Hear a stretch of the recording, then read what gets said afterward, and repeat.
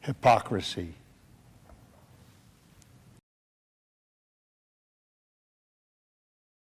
Hey, what's up, guys? Welcome to Law-Splaining the Interwebs. I am your host, Nick Ricada of Ricada Law, small law firm in central Minnesota. And how are you guys doing? You know what? I see you, chat. I see you out there. You're like, oh, he's late and gay, super late. And I couldn't have been late because you're saying it before it's even past 11 o'clock. So I was not late.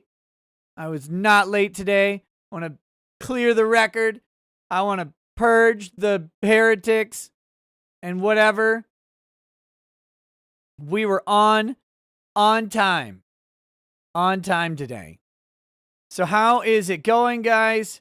How are y'all doing today? I did finally get in to get a haircut. I'm like dying over here. I got hair flowing off to the side. It's getting messed up by my headphones.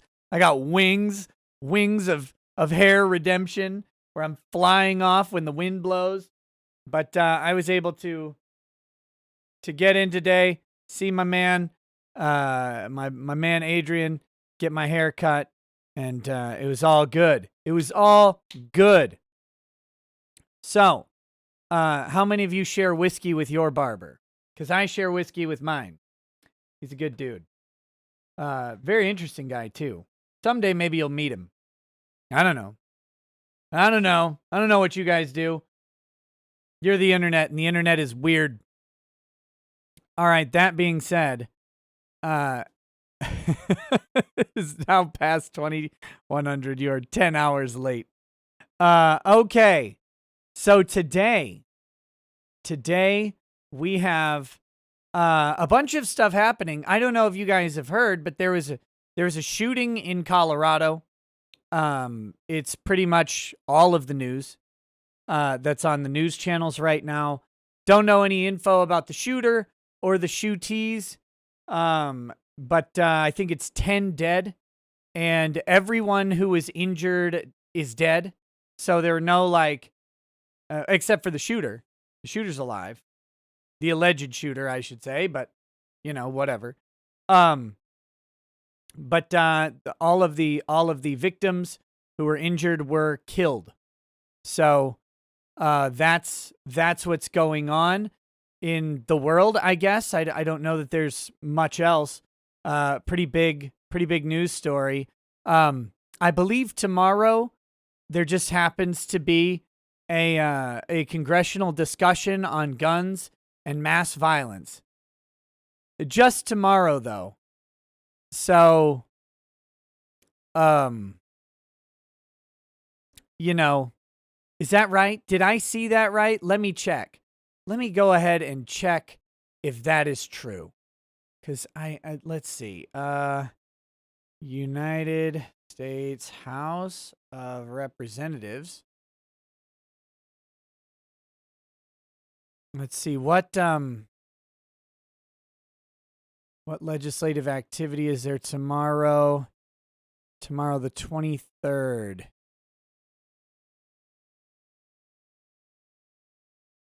Let's see.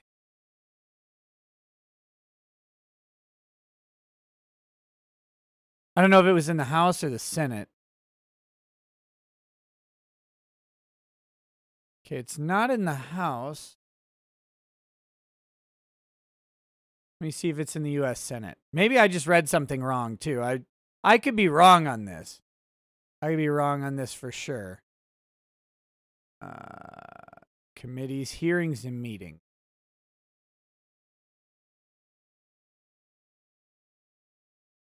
Let's see. Oh, hey, yeah, here we go.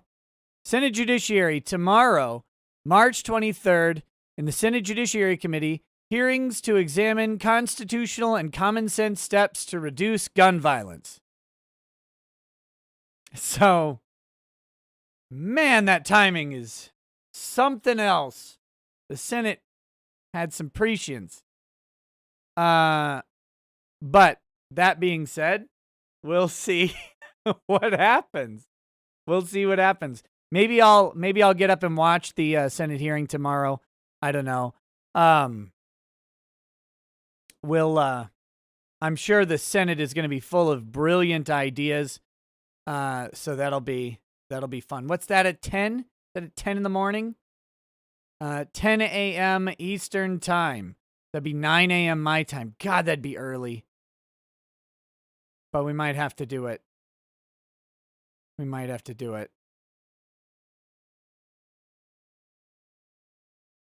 See what's up.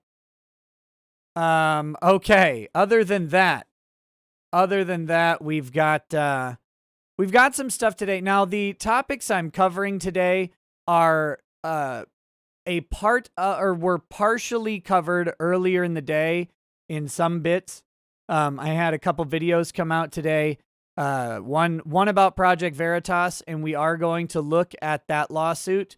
I also had one about a judge and his dissent. We're going to look deeper into that lawsuit as well. Things to expect over the coming week. Sidney Powell has filed her response to Dominion. So I'll be looking into that and giving you an update. It's an expected motion to dismiss.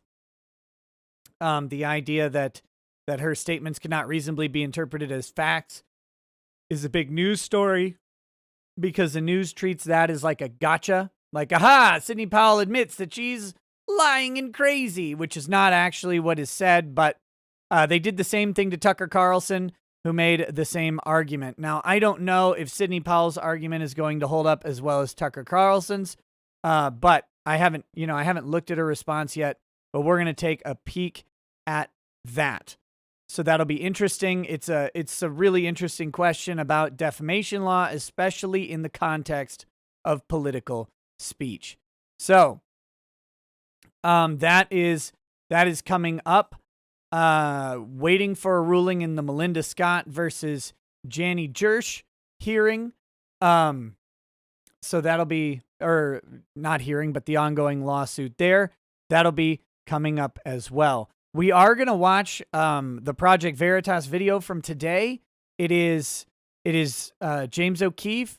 He is at a border facility down in Texas where they have tents full of baked potatoes. And that is a very interesting video. We're going to take a look at that. Project Veritas's work is really fantastic, and that they're able to get these insiders is really wonderful. Even if, according to the New York Times, they are a controlled part of a coordinated disinformation campaign against Joe Biden. So we'll see how that goes. But yeah, so we're going to take a peek at that video as well. And there could be some other stuff today too. It depends on how fast we go through things, but, that's the main agenda for today. Let's see. Anything else I need to do for housekeeping stuff today? Let me go ahead and read these chats, even though the latest one is hurtful, and I am anti-bullying, and so I'm going to raise my voice at the end of everything I say until you stop to bully me. I guess I should also talk a little bit, not at length, but I'm probably going to do something on the Zack Snyder stuff on my media channel. I've been meaning to upload to the media channel, but with all the focus on all the stuff I do here, I haven't done that as much over there lately. So, but I've been meaning to talk about that and some other things. Mainly, and I know this has nothing to do with this channel or law, but this is my show, so you get stuck with whatever I'm talking about. Necromunda Hired Gun. Necromunda Hired Gun. I think I forgot to tweet out this, or no, I tweeted it out today, didn't I? Did I tweet this thing out today? Nope, I didn't. I better, Woo, I meant to. There you go. Let me see. Here we go. Where are we? Did I not? Here's the live stream. Let me go ahead and get these up on all the stupid social media platforms. Every social media platform on earth. Let's get this going. Tonight at right now. Here we go. Where's the video? God. You'd think at some point in my life I would do anything competently in regards to this, but that would be untrue. That would be untrue. Let me get this going. Just a second. Man, I put it up on locals and then I just forgot that there were other places to, actually tweet. So there's that one. Now, where are all the alternatives? So I got to do Gab. This is great. I love the fractionalizing of communication. It's so perfect to have 48 different platforms because it makes it literally impossible to follow along on all of them. There's just no way. There's no way to do it. Not for me anyway. I don't know. Maybe if I hired someone literally full time to watch my social media, which would be a complete waste. But yeah, they're like following all these fucking platforms makes me want to die. Okay, I think I've got them all tweeted now. All the tweets and tweet alternatives are done. Yeah, don't worry. I saw that Trump's got a platform coming, and so does Mike Lindell. That'll be great.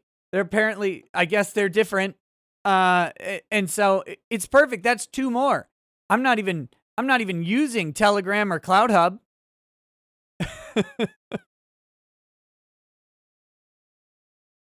Does if this then that do all of those? Will it work with everything? I don't know. Yeah, by the way, if you want notifications every single day, guaranteed, go to locals. Go to locals. You can sign up for free. The notification with the link to the live stream is free to everybody. You don't have to pay anything. ricadalaw.locals.com. You can always get the daily notification for this stream. It'll happen no matter what. That's the easiest one to do. And I encourage everybody who watches this show to go over there. I encourage you, if you're on Patreon or Subscribestar, to utilize the temporary the temporary promo code, which expires at the end of this month, to get yourself converted over to locals. I know there was a hiccup with the Discord today. I don't know the details or anything like that, but I know there was a hiccup. We're working on it. We're gonna get it worked out and everything. But locals is better. Plus, if you are a subscriber to locals, if you actually are a supporter on locals, you got to see my big beef. I've already gone the thought avenue and dropped my big beef on locals. Agrilith, well, I don't even know what your problem is. But yeah. Local sub is not more expensive than a Patreon one. What are you talking about? It's $5. The same one. So anyway. But yeah, there's more random exclusive locals content coming. But yeah, you can also stay away from the Discord, too many degenerates. Just kidding. Go embrace the degeneracy. Embrace the love. Embrace it. It made you pay $7? Rude. That's weird. I'll look into that, Pixlexia. I don't know what's going on there. It says $7.99. I gotta figure it out. I don't know. It's a new platform, so I'll check it out. Nicodemus Traveler. Yes, the $5 locals gets Discord access. So apparently there's some discrepancy. It's supposed to be $5, but I gotta look.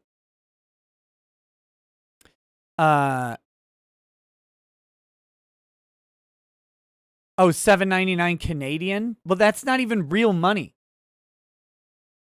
And yes, I have seen the news about Microsoft maybe buying Discord for $10 billion. That would be funny because then Discord would get like full Xbox integration. And Microsoft appears to be outmaneuvering Sony in the game space, in my opinion, but that is all different. This all stems from me saying Necromunda hired Gun. Necromunda hired Gun, which is fantastic. Fantastic. Looks fantastic anyway. It looks like they took Doom or Titanfall and married it with Warhammer, and that is a match made in the warp. So I can't wait for that. I will be playing that when it comes out. That'll be the game. It's the first game I'm actually excited for in a long time. So that's the one. And my gaming days in the weeks to come will probably be playing through the 2 expansions to Doom Eternal because I need to get my first-person shooter skills up to snuff. So there you go. Where are we? Is that it? I think that's all the maintenance stuff. I think we can get into this. You're not impressed yet. What do you even need? What do you even need?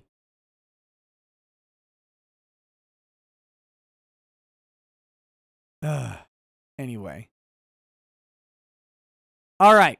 So let's read these chats and then we'll get into this show. Thermasius says Thermasius 1980 says taking the plunge and starting a business, but we are still in early stages. Love the stream with Ty about it. Speaking of businesses not allergic to money, I hear Dragon's Treasure is a haven for anime and tea lovers. That it is. Dragon's Treasure is a haven for anime and tea lovers. If you like tea, if you like anime, check out Dragon's Treasure at thedragonstreasure.com. That's where you can do that. Oh, also, I should note that I have an Odyssey page. It's at Ricada Law on Odyssey, and all of my short videos are mirrored over there. They go up. It does it automatically, so they go up about 5 minutes after they go up on YouTube. If you don't like watching on YouTube, you can go ahead and watch them over there. I did a video on one of the Tsarnaev brothers having his death penalty removed, and then it's now going to the Supreme Court to see if it gets put back on. And YouTube decided to demonetize it because apparently if you mention a terrorist, YouTube gets mad and takes out the monetization. Even on review, even having it manually reviewed by a person, they still say, nope, you can't talk about a terrorist. I don't know why. I didn't show blown up bodies or anything. I didn't show his brother's mangled fucking corpse when he ran it over with a car. I didn't show his bloody not being able to talk self because he got shot in the neck. I didn't do any of that. I just talked about what was coming up. So, it's God. Let's see. Yeah, I'll get you. Here's the link. I'll put it in the chat, and I will get the description updated of the videos so that to more accurately reflect proper links sometime soon. Messing with the description last time made a big mess and broke all the links, so I've got to make sure and get it done when I have time to sit down and nursemaid the thing and make sure everything works. But you can check out my channel over on Odyssey if you want. And I'm working on getting a mirror of the archive channel over on Odyssey as well. That way the live streams will mirror over there, because they don't mirror from here because I take them down. And when you take them down from here, they take them down from, or it doesn't go up on Odyssey. So I'm working on getting, I don't know how to claim a second channel over there, but I'm working on getting Ricada Law Live up on Odyssey as well. If people want to watch over there, they can. But yeah, so there's that. Okay. Agrilith says, I'm 39 in an hour. Here's money. Remove that cancer off the side of your face. See, this is the meanness that I'm talking about. It's brutal out here in these streets. It's brutal in the streets. I get battered and bullied. But I will say it again. It's not cancer. It's just a mole. I've had it forever. Now I've got to drink because you guys are mean to me.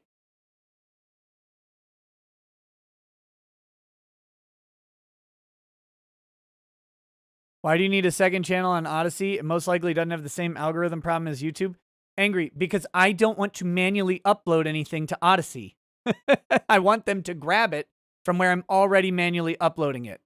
Every time you have to add a step of manually uploading something or doing something, it takes, it compounds the amount of things that can go wrong and have to be maintained. Odyssey does this great thing where it just syncs your videos up. So I don't want to sit there and, again, babysit every single thing.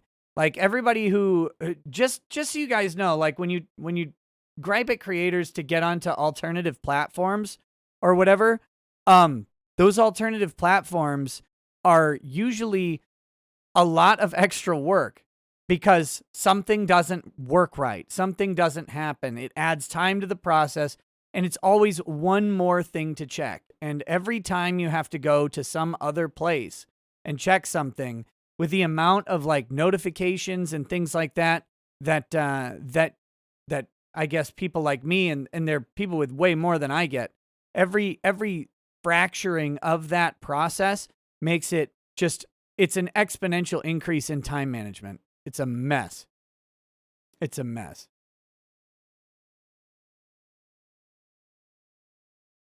So anyway, yeah. If everything were nice and smooth, it would be wonderful.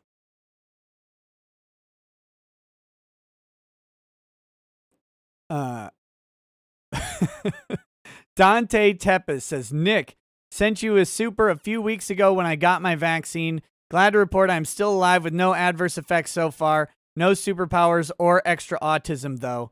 But careful, when you drop a bunch of toothpicks and count them immediately, you'll know what happened. Transmutate says, hey, Nick, first time giving, been a long time lurker. Ooh, hey, how's it going? Went to watch some of your March playlists and it was gone. Also, several of your February playlist vids have been privated. What happened? Okay.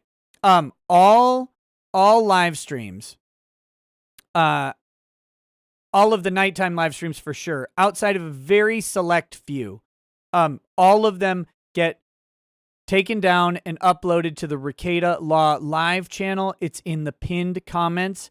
The YouTube algorithm hates having live streams at least. Well, I should say live streams at the frequency with which I do live streams. They hate having them, and it kills channel growth, and it's just a mess. I don't like doing it this way. I talked to my partner manager today, and I gave them some suggestions on segregating out the content on the individual channels. Like, hey, you know what'd be great is if my viewers could just enable notifications only for live streams so they don't get hit with the short videos if they're not really interested in that. Or, hey, it would be wonderful if my viewers could get notifications only for uploaded content rather than live streams, because maybe they don't like live content and they don't want a notification at night. And it would be wonderful if like search and discovery could segregate that out or something like that. So I'm hoping to influence them to do that, but they, that is a long time away, I'm sure. I would love to have it. I don't understand why YouTube would do things the way they do it rather than the more obvious way, which is allow people more control over the content that they want to see rather than YouTube trying to figure it out and delivering it to them. But that's what they do. That's what they do. So, I should also say my man Doug TeNapel got a second channel strike today, I think it was, because he talked about the coof, and you can't talk about the coof. Can't talk about that. If you talk about the coof, YouTube hates you. But anyway, Transmutate. Yeah, go over to Ricada Law Live. You can follow the link in the pinned comment. Hit the subscribe button there. And I usually, outside of some sort of dumb problem, I usually have the video uploaded to that archive channel before people wake up in the morning. So. But, yeah. So that's that. What else is there? Nothing? Can we do this lawsuit yet? It's like 26 minutes. Let's open with the James O'Keefe video. Let's do that. Okay. YouTube Project Veritas. I'm on the ground in Donna. Okay. Let me get my headphones on and get you guys the video. We'll get this thing going. Oh, and of course, I won't pull it up right now. Maybe we'll pull it up later, but I did put up the new design on Teespring. My rights don't care about your feelings. It's up there. There's stickers, t-shirts, mugs, and all that stuff. It seems to be pretty popular. It's one of the most popular products I've made. So yeah, people seem to like it. So I'll mention it every now and then. I might bring up a picture of it later in the show, but we've been waiting too long to get into this actual video here, and I want to get this thing going. But yeah, so thank you to everybody who is supportive of that merchandise. I found out I can sell ebooks on there, so I'm thinking of restarting my my writing, my fiction writing. I don't know when I'll have time, but I'm thinking of doing that and making some stories for people to, if they're interested in reading stories written by an idiot, that'll be there.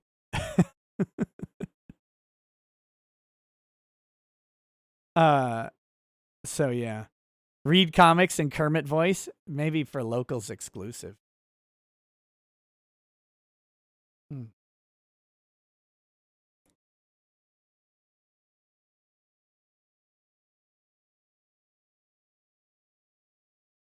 Here we go. Here's the Project Veritas video. Should be all set. Without further ado. Oh, Defiant Lemming says, "Hey Nick, possible idea for a watch party. Llamageddon. It's so awesomely bad it's funny." You're not the first person to recommend it, so it is up there. It is a possible one. Takashi, will it be terrible storytelling or good? It'll be adequate. It'd be good enough storytelling. So here we go. I'm on the ground in Donna, Texas. If you want to take a look at this facility right here, to your left, that is the Border Patrol tent facility. Stands right It just looks like a lumber yard for a Lowe's. behind me. Just a month ago, Customs and Border Patrol agents completed the construction of that facility. It's a 165,000 square foot facility, and we have never seen images inside this facility before. They won't even allow the non-profit lawyers who conduct the actual oversight of these immigration detention centers to go inside. I love this ominous music. Do you hear it in the background? That's a gem.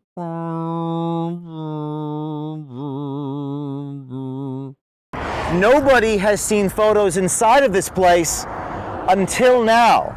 Project Veritas has obtained never. Look at that. It's just an oven full of baked potatoes. What are you doing? What's the government doing cooking potatoes? Never before seen photographs of what it. Oh, those are people. More appropriately, I'm joking, of course. This isn't, you know, I'm making light, but those are kids. This is a youth facility. This isn't. These aren't like families and stuff like that. Remember that kids in cages bullshit about Trump? Well, tell you what, put me in a solo cage over that any day. Actually looks like inside this facility. Shocking images showing people wrapped up in what looks like metal foil, laying on the ground. Now, to be fair, those are blankets. They're like the NASA blanket or whatever, and those things are excellent at trapping body heat. They're in Donna, Texas. I don't know how cold it is there, but yeah, if you throw one of those on, it's not comfortable at all, but man, it will warm your ass up real quick. Those things reflect heat right back at you. They're not porous. They're like a sweat box if you wear them too long. Tina says, "Hey Nick, I was checking out your big juicy beef on Locals. I'm not impressed. Did you try to give that beef to Lady Rackets? I feel sorry for her." How dare you? How dare you? She loved it. She said it was delicious. Okay, here we go. Faces covered.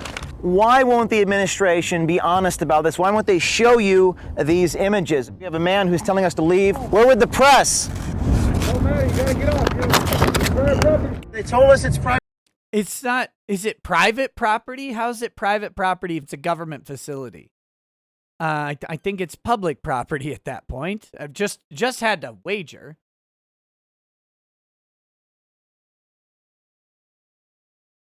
Private property, but you know what isn't private property? Airspace. Okay, wait. This Cirrus. Look, I know what O'Keefe is saying, but I have to point something out. Airspace actually is private property. You actually own. This is a legal nerd point, but when you buy your property, you buy down below it and up above it. Now there are various limits on it. The government has easements at certain altitudes, like, you know, planes fly at 30,000 feet. You can't build a 30,000 foot structure to interfere with that because you've granted the government an easement. Obviously, a 30,000 foot structure would be really ridiculous, unless you were in Warhammer. But in reality, they don't do that. But you actually own up quite a bit, and there's only there are different ordinances for different places that determine how high up your rights actually are in fee. Fee is the ownership of your property where you own it. Fee simple, typically speaking. And then that fee ownership is subject to any easements or liabilities that you may put upon it, any encumbrances. And so you tend to start having encumbrances as you go up into the air. But I just want to point out that people think you can actually trespass on someone's land. Like if you take a drone and you fly it right over your neighbor's property, over their house, at some significantly large altitudes, you are still trespassing onto their property at that point. So don't go thinking because James O'Keefe is saying that you own you don't own the sky. You do own the sky above it if it's private. But I'm just nitpicking here. I actually like him. Right over the top of the detention center to get a better look. Airspace is not private property, so we're flying 1,000 feet. There's the facility right there. You can see it. There it is. Flying over the facility to give you a good vantage point. There are the tents. You see a bus right over there. The bus is leaving the facility. Kids in it. We are. Now, during a recent press conference, the press secretary was asked a question why they haven't released these. Angry Baneling, put it in your pants. Images. Even you all haven't released any images that you obviously could redact if you wanted to. Again, we remain committed to sharing with all of you. How do you find that attractive, Baneling? What is wrong with you? Oh my goodness. Look at it. It looks like Julianne Moore got hit in the face with a mallet. Data on the number of kids crossing the. She dodged the question, saying, quote, and we remain committed to transparency. I don't have an update for you on the timeline. End quote. Well, Press Secretary of the White House, let Project Veritas do your job for you. Just last night, we have now obtained these photos inside this facility. Now, these photos are very, very grim. According to the New York Times, I'm sure these photos were staged. What they did was they hired a bunch of, they hired like 8 kids to be seen by the cameras, and then they just put a bunch of pillows under tinfoil, and that's how they staged the photos, because that's what Project Veritas does, according to the New York Times and Maggie Astor, the lying hag.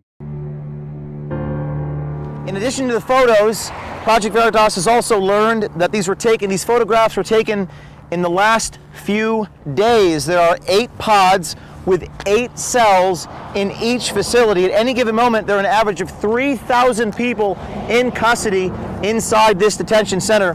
Now, the pod has 8 cells that are currently holding 600, that's 600 unaccompanied juvenile males aged 7 to 17.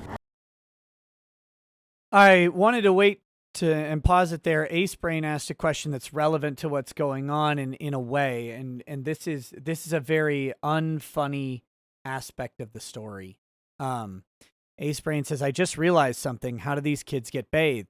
Do the adult BP agents wash them? Do they let the kids wash themselves? Do they get thrown in a communal shower like a prison? Kind of concerning to think about. Yeah. These are unaccompanied males from 7 to 17 years old. Well, the next part of it is a little bit dismaying. They're separated by age or physical size, depending on the room. 50 of the individuals inside this facility were COVID positive in these cells. There have been multiple sexual assaults inside this facility, normal assaults, and daily medical emergencies. This border crisis does not appear.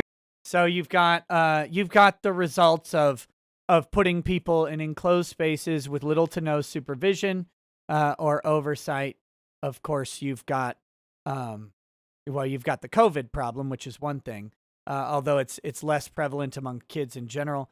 But you also have the fact that there are assaults and sexual assaults happening in there. Of course, it's a numbers game. It's a numbers game.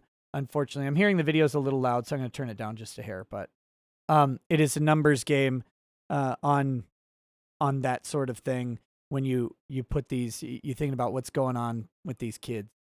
It's really awful. Look, this is a humanitarian crisis. The question is, what do you do? Because you've got these kids coming across the border, and so you either have to send them back or you have to do something with them. But I'm telling you, like, this isn't it. This isn't what you do. Maybe you send them back. I don't know where back is for most of them. They probably aren't willing to say. They might not know. Depends on if they've got parents or whatever. But this is not how we humanely deal with people. We don't put them in a giant facility to sit wrapped up like burritos at a fucking Chipotle. We don't do it. You can't just keep putting people into facilities. As much as the Biden administration wants to do that, you can't do that. To me, I say you send them back. You reject them at the border. There's a process for coming here, and you can't just have everybody come across. Oh, yeah, you could just come in then and just get in this facility so you can get raped by another inmate. No, thank you. That's not what we need to do. That's not humane. That's not better than telling people to turn around and go home.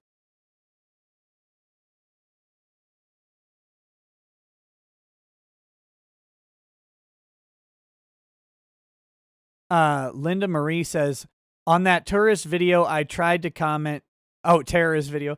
Everyone, hang the bastard, hang him high. Come on, man. Within 2 seconds, YouTube deleted my comment, buying the rights merch, and keep fighting the good fight for us, Nick. Hey, thank you. I will fight the good fight in the only way I know how, and that's behind a microphone. That's a microphone. 7FD3S says, I'm from the RGV. Donna's not far. It's a lousy ghetto place. Also, you missed the fireworks when the drug war was at its worst. Automatic gunfire was heard often, and we had many illegals and cartel guys run away into our towns. Yeah. That's the other part of the border crisis that is not getting much play in the media because that's an unfriendly narrative, right? It's very difficult for the White House to remember. It's difficult for Joe to remember anything, but it's difficult for the White House to remember and admit that cartels run the border, and cartels are literally some of the most evil people on the planet. And it'll take you about 10 seconds on the internet to witness the horror and depravity of people who are so entrenched into power through violence. If you have a weak stomach, I don't recommend doing it, but if you've got a good level of fortitude to you, and you can stomach it, look up what the cartels do to people. That's how they get their power, and that's how they maintain it. It is a complete and utter disrespect for humanity. And it is depravity and violence that most people don't comprehend. Like, sensible people don't understand what it looks like. But when you see someone whose the skin of their entire head has been carefully removed and preserved in its shape and hung from a banister above their decapitated corpse, or when you see someone get their head literally chopped off by a chainsaw, or when you see someone have their hands and legs or their hands and feet chopped off by a machete before they're eventually stabbed, like when you see that happen, and you realize that this is not some distant jungle tribe or something, some fantasy place. It's next door. It's there. From Texas, you can see it. If you're in El Paso and you're on a hill, you can see where this stuff is happening. You can see where the police and the government officials are not bought by money, but they're bought by terror. Because if you have a family, they'll kill your kids, they'll kill your wife, they'll kill your parents, they'll kill your brothers, your sisters, they'll kill everybody. And it's the reality that no one in the Democrat Party specifically wants to confront with the border crisis. And it's something that goes beyond the humanitarian problems that we're always talking about. Oh, what do we do with these people coming across? And we ignore the fact that the people we're trying to keep out are the worst killers of a generation. Whose acts are as depraved as anything you've heard of in World War II, of anything you've heard of in Vietnam, and in some cases worse. In some cases worse. They rule through terror and power. And yeah, that's just this uncomfortable reality that that Democrat politicians dance around when talking about the border. Embalmed, no, they don't kill mother-in-laws. What they do is they sew you to your mother-in-law. They stitch you to her like a reverse Siamese twin. So she's always there, guilting you.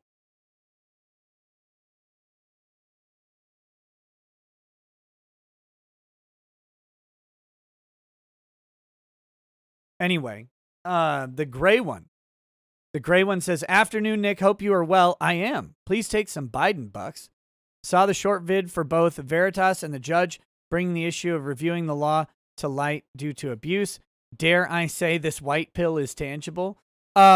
It's going to be a while on the defamation stuff, but there are encouraging signs happening. I mean, we saw it with the TCPA review that we did the other day in Texas, and the Supreme Court of Texas making a distinction between a media defendant and a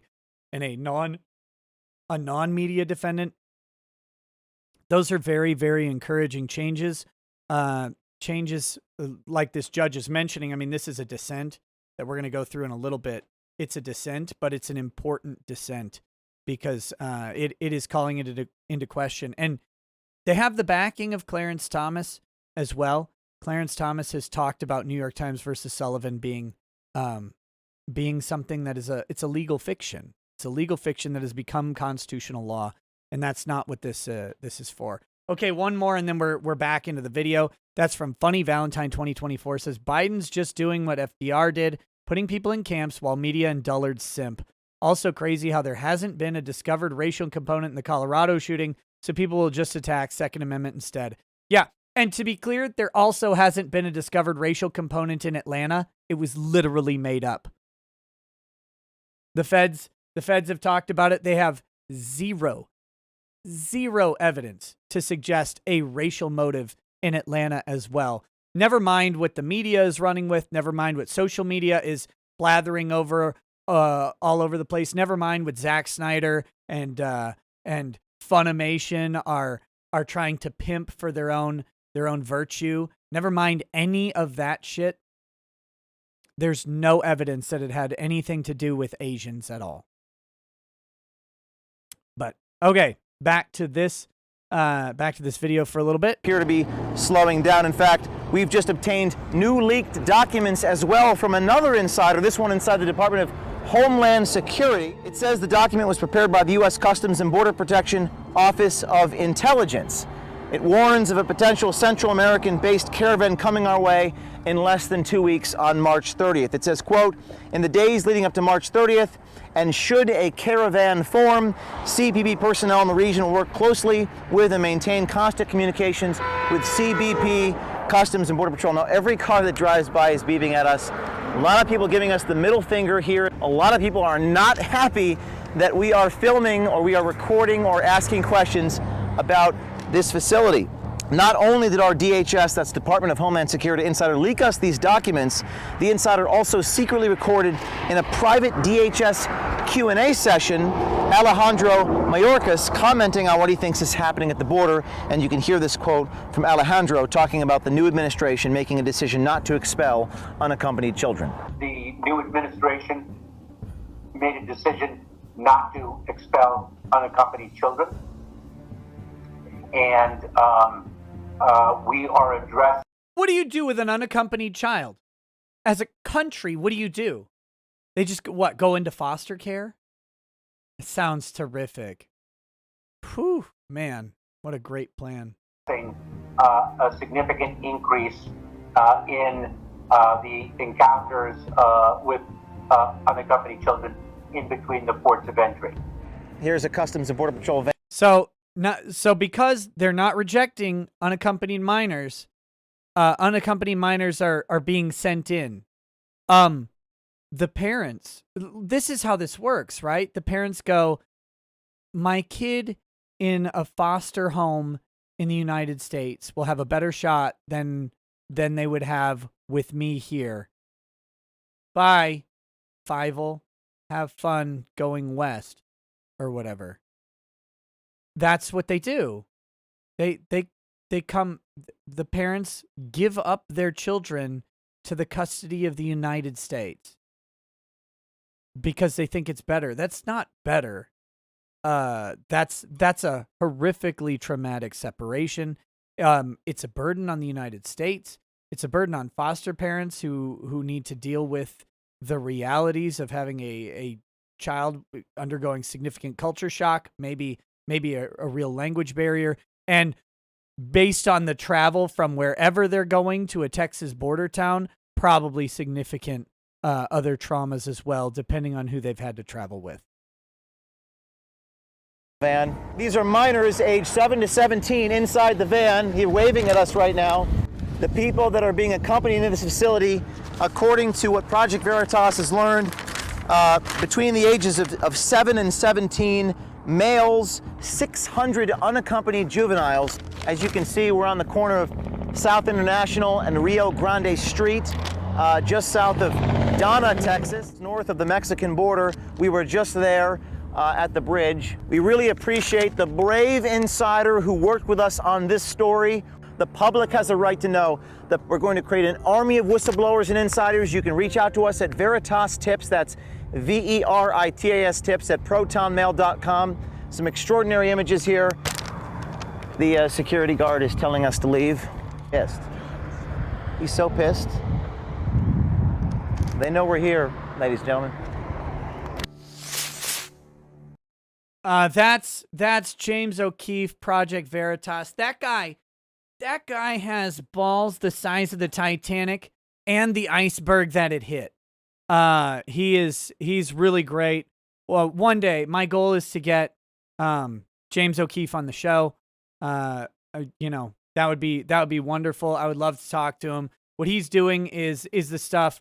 I mean, it's the stuff that gets you silenced by a government or a media company or a multi-billion-dollar, I should say, corporation or a social media company.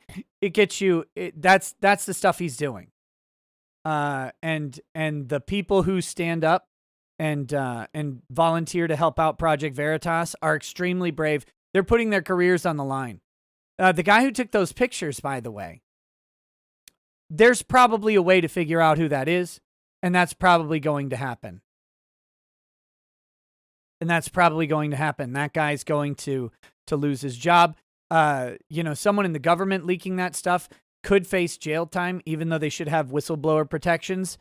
We saw how that worked with Obama, right?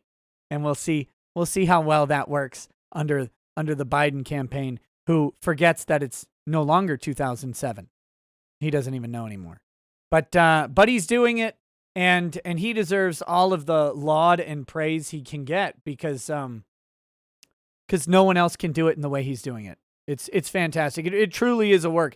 Oh, and by the way, one thing we're going to talk about now, the other risk is he and Project Veritas are defamed, slandered, and libeled every opportunity that the mainstream media can get because they're a threat.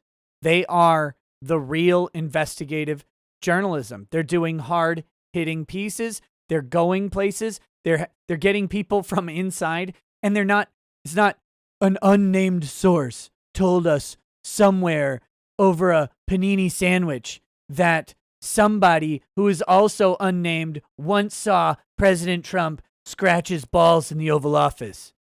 It's nothing like that. They put the video out. They put the sources on camera. They protect their identities when necessary, but a lot of times the source is revealed. The source is there. And if it's an unnamed source, they generally will put them on camera, you know, with a vocoder and some blackout lighting and stuff like that. But they do it. They don't just say some unnamed source, which is really could be some guy at the bar. I mean, for all you know. Brian Loops says, "Hey, Nicky boy, drink up, buddy. Jameson for us plebs." I'm working on this Yellow Spot 12-year Irish whiskey. This is a very good whiskey. I bought it for St. Paddy's Day and do not for a moment regret the purchase.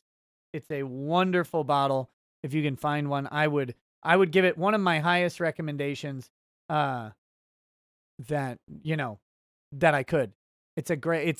For me, it was at my local store, it was $97. I don't know what it's like at yours. I don't know if that's pre-import tax price or post-import tax price. I don't know. Because, I know my local liquor store bought a bunch of bottles under the import tax. So those are still priced a little higher. But But yeah, I would strongly recommend it if you're a whiskey person. It's great.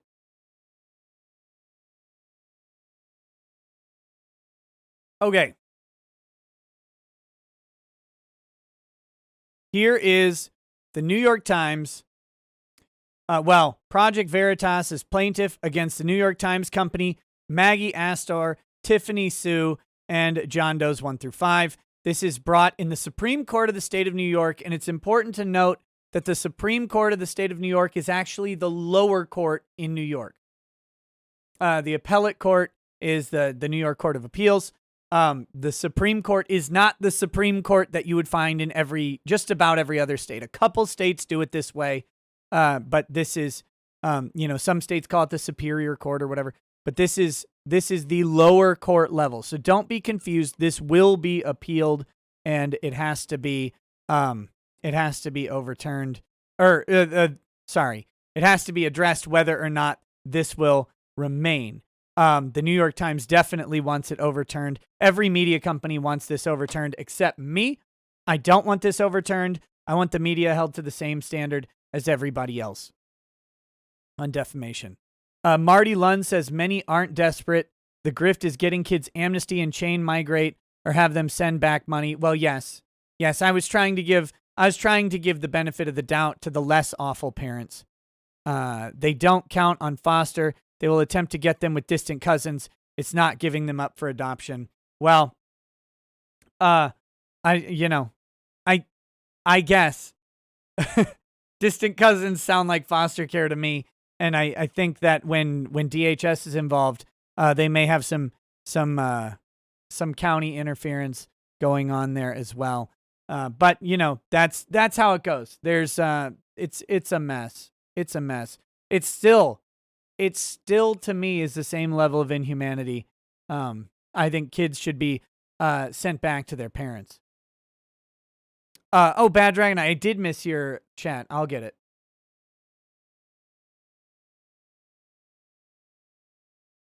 Bad Dragonite says, predicting it now, the administration is intentionally filling the facilities up so they can shift the argument to amnesty to help with the crisis. Yes. Yep.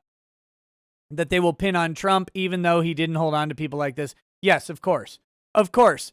That's why Biden wanted a 100-day moratorium on deportation. It was to backlog the system, backlog the court, and then say, well, we've got to deal with this court issue. It's a simple tactic.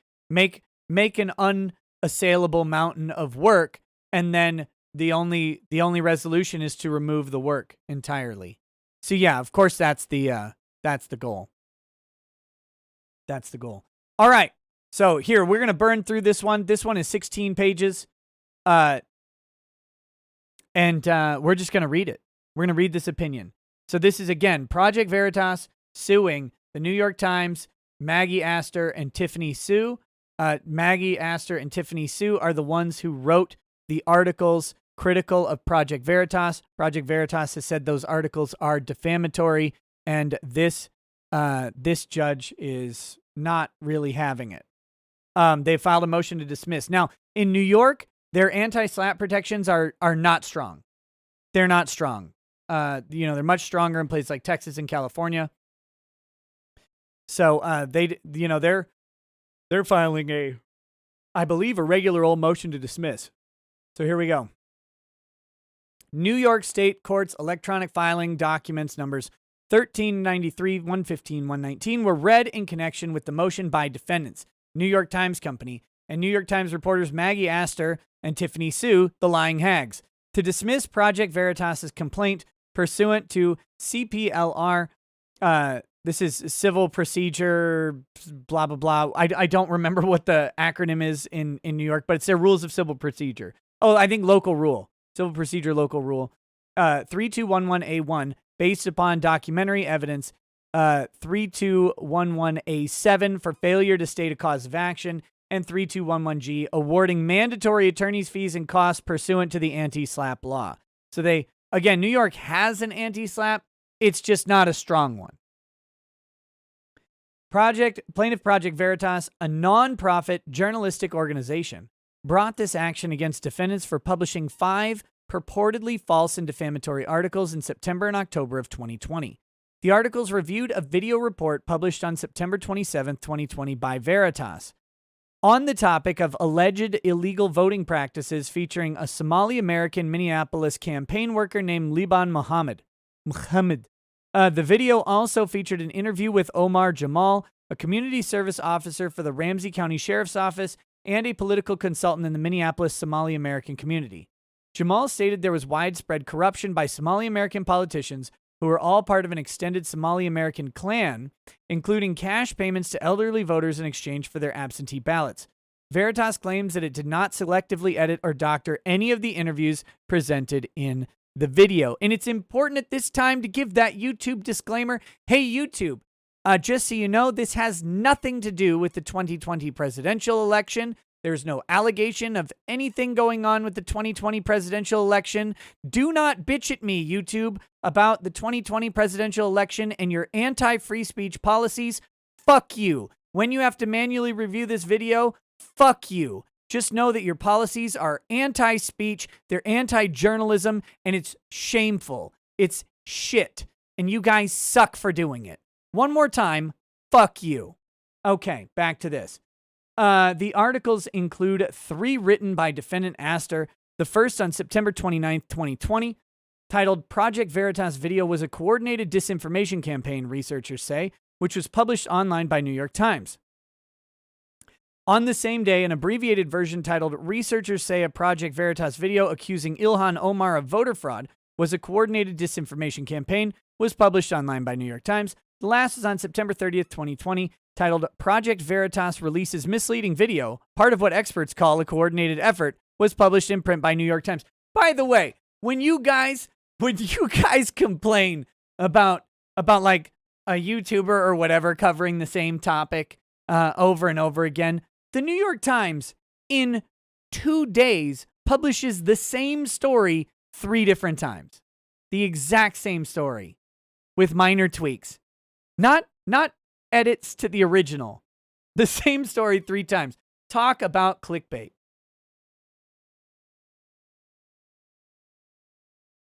Talk about clickbait. Additionally, defendant Sue wrote 2 articles about Veritas. The first on October 25th, 2020, titled Conservative News Sites Fuel Voter Fraud Misinformation, was published online by New York Times.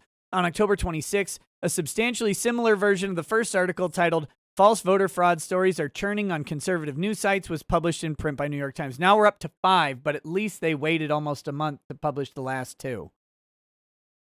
According to the complaint, New York Times, Astor and Sue were driven by resentment and journalistic competitiveness after New York Times' much-hyped story about President Trump's tax returns was upstaged by Veritas' video report, as well as by, quote, their own political biases against Veritas' perceived right leanings. Yeah, that much-hyped story that really didn't go anywhere on Trump's tax returns because it was 1 page of the tax returns leaked and some stupid 20-year-old intern tried to discern a billionaire's tax returns. You would need like a PhD in economics and a whole team of freaking accountants to go through a Trump tax return. The IRS doesn't even know if a Trump tax return is accurate, by the way. Your average IRS agent or auditor would need several resources to go through any billionaire's tax return. And some dummy from the New York Times who's like, I took a business class once, sitting there trying to unravel from 1 page. Like, I think Trump never paid taxes in his life by this. Oh my goodness.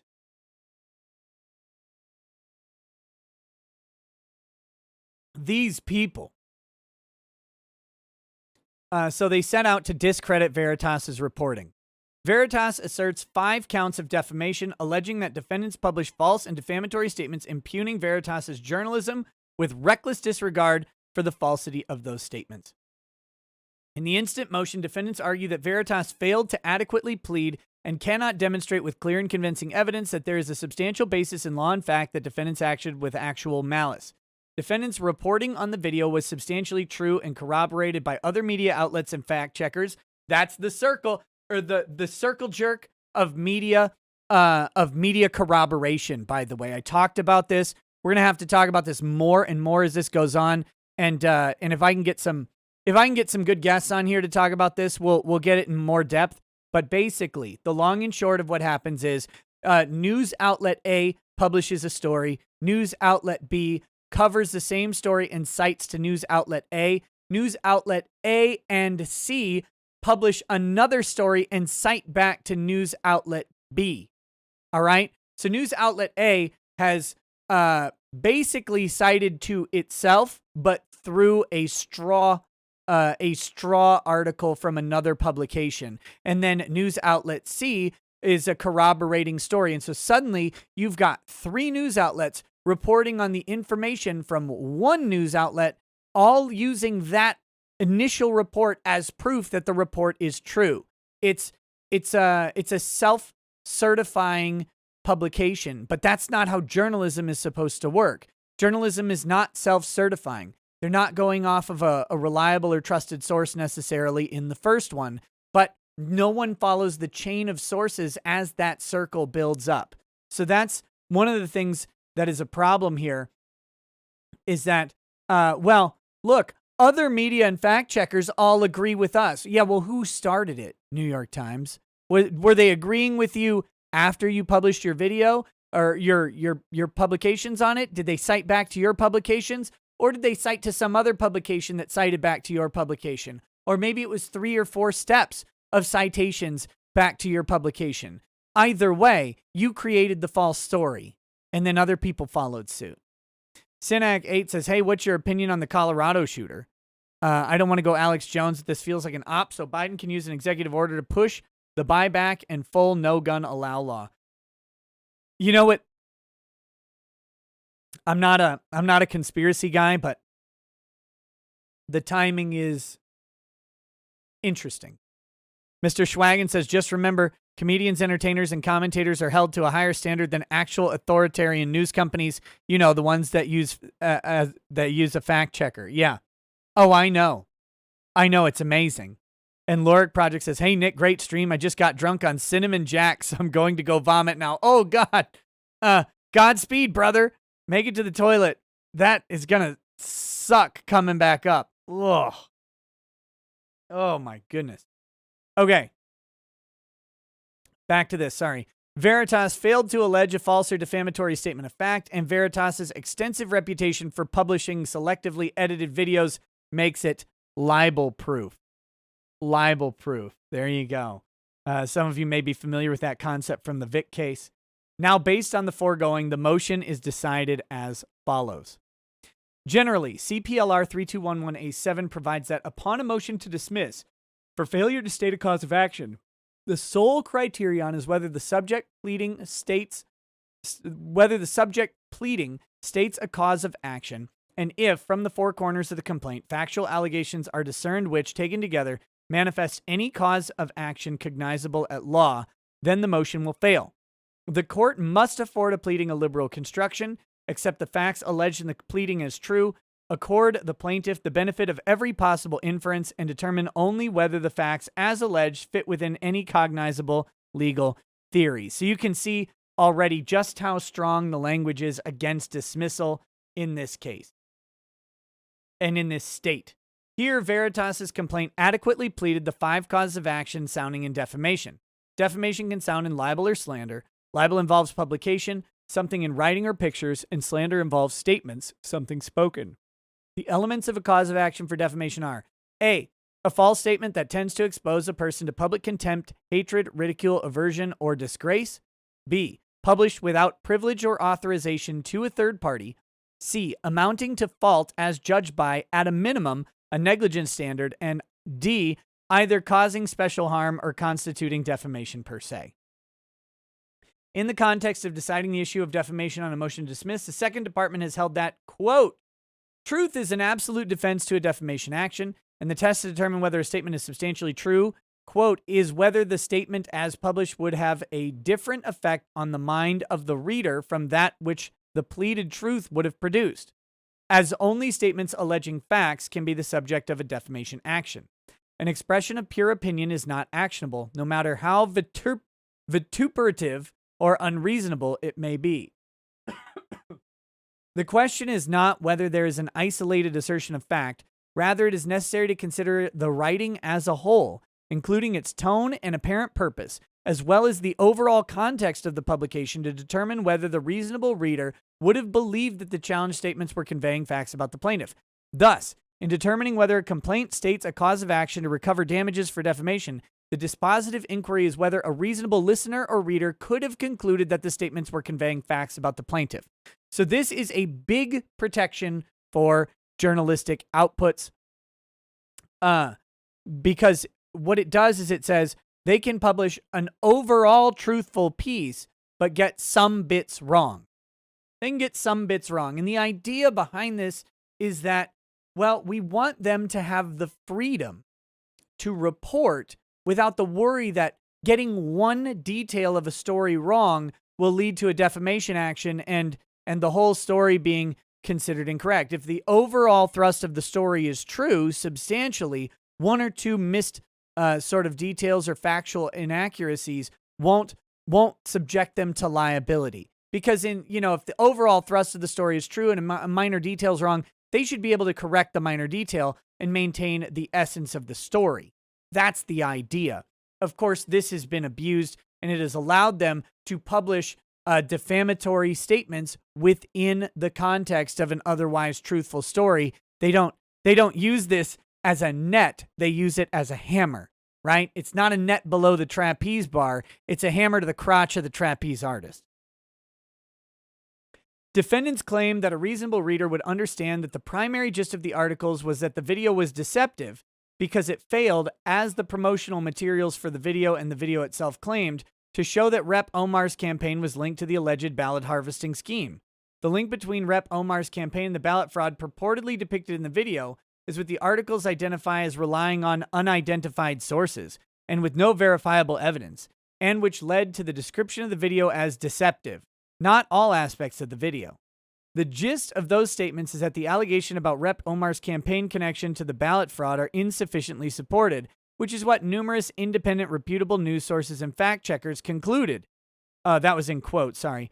The defendants also appear to argue that tweets or other marketing by Veritas and third parties to draw listeners or draw viewers to the video by Veritas somehow made the contents of the video itself deceptive. I like this. I like this because the judge is like, how does that, you could say somehow made it. Because I guess a tweet can somehow make a video deceptive. Got it.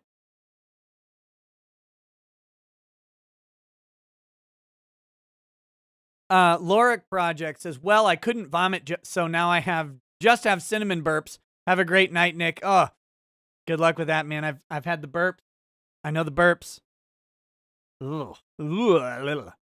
In response, Veritas contends that New York Times' own ethical policies, which New York Times publishes on its website, prohibit news reporters from injecting their subjective opinions into news stories published by New York Times, and thus a reasonable reader would expect a news reporter's statements to be assertions of fact and not opinion.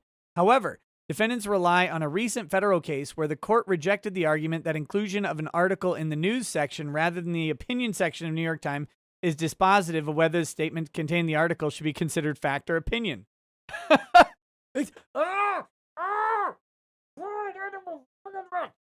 Hi, we have a fact section and an opinion section, but just because we put it in the fact section doesn't mean it's not opinion.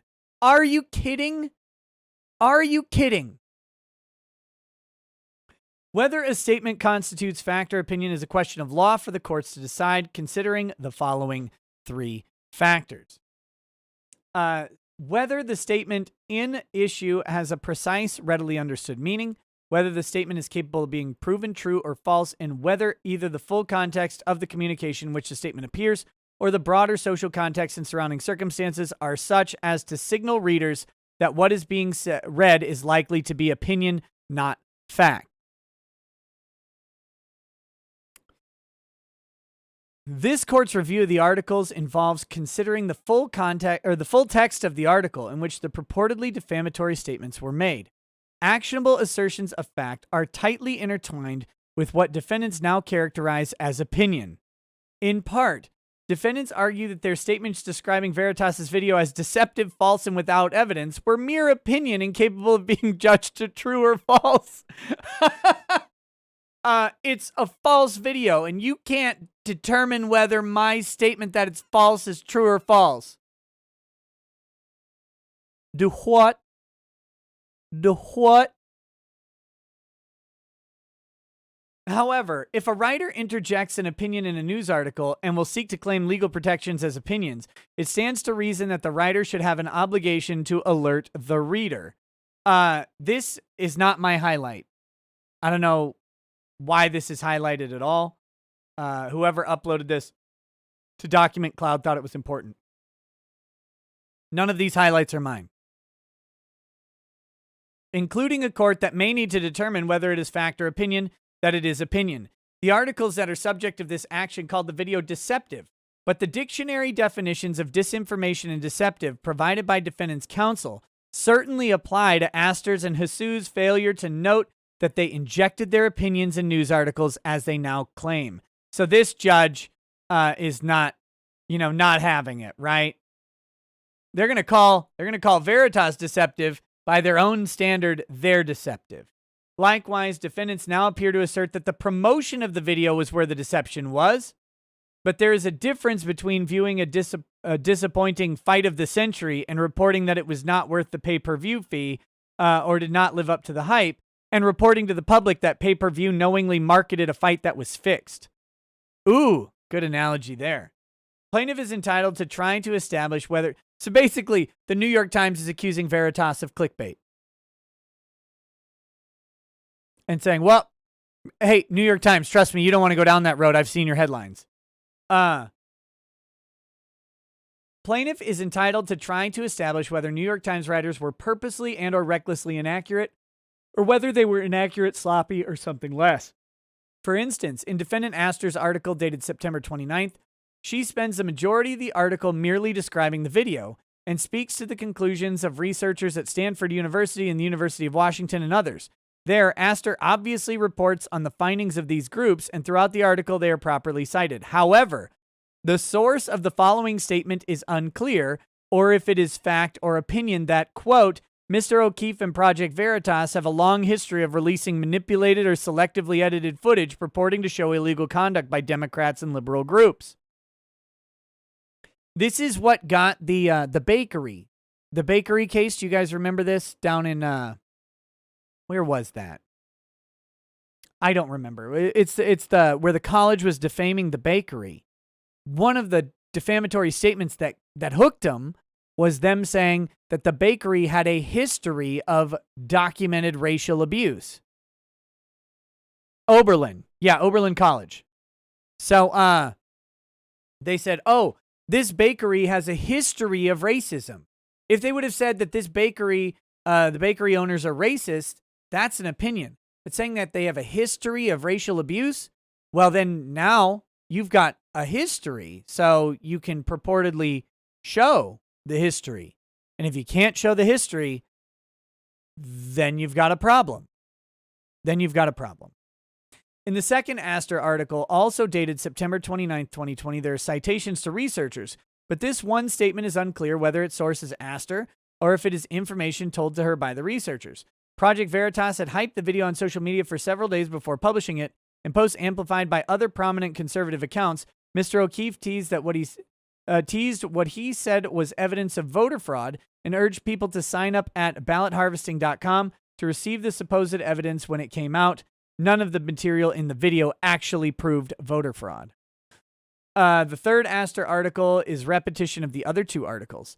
Next, the subject articles written by Sue contain questionable language where fact and opinion converge. In a similar cycle, the Fox News host Sean Hannity and conservative publications magnified the reach of a deceptive video released last month by Project Veritas, a group run by the conservative activist James O'Keefe. The video claimed without named sources or verifiable evidence that the campaign for Representative Ilhan Omar, a Minnesota Democrat, was collecting ballots illegally.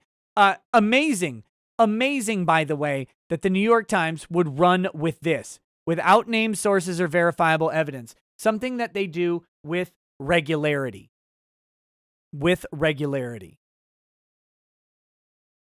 Stating that the video is deceptive and stating without verifiable evidence in a factual way in a news article certainly presents the statement as fact, not opinion. Further, the Astor and Sue articles could be viewed as exposing Veritas to ridicule and harm to its reputation as a media source because a reader may read these news articles expecting facts, not opinion, and conclude that Veritas is a partisan zealot group deceptively editing video and presenting it as news. Upon review of the total context and tone of the stories, which clearly disparage Veritas and the video, the court concludes that a reasonable reader could very well believe that the challenge statements were conveying facts about Veritas.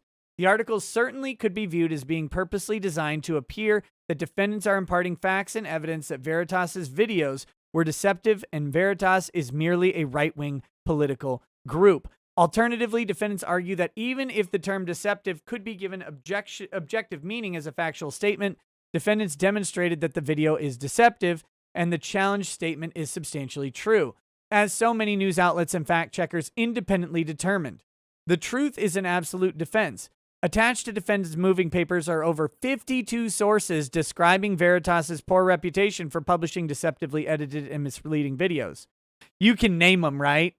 Daily Kos, Daily Beast, Gizmodo, Kotaku. They're all the same. Rolling Stone, New York Times, LA Times, Washington Post.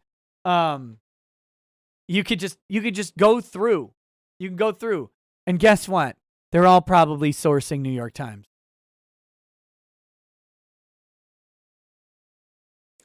According to the defendants, those sources are not just some criticism from mainstream and or left-wing media, but rather they come from a variety of reputable sources, including Fox News, the Cato Institute, Los Angeles Times, Newsweek, Washington Post, and The Blaze. Oh, I'd love to see the quotes from Fox News, Cato, and The Blaze. I would love to see them. Far from being some criticism, these sources resoundingly describe Project Veritas as partisan zealots with a history of distorting facts or context, running cons, misleadingly edited videos, and being known for its deceptively edited videos. Man, I would really love to see those statements in The Blaze, Cato Institute, and Fox News. While this is a lengthy media list, polling does not decide truth nor speak to evidence, and defendants have not met their burden to prove that the reporting by Veritas in the video is deceptive. Defendants' papers do not conclusively establish that the subject causes of action do not exist, and the court's review of the complaint finds that Veritas adequately pleaded the 5 causes of action set forth in the complaint. That's the funny thing, right? Look, just because a bunch of other people say it doesn't also make it true. If you just get people to say the same thing, that's not truth, that's not verified, and that's not debunked. That's not debunked. You got to actually debunk it. Whether a plaintiff can ultimately establish its allegations is not part of the calculus in determining a motion to dismiss.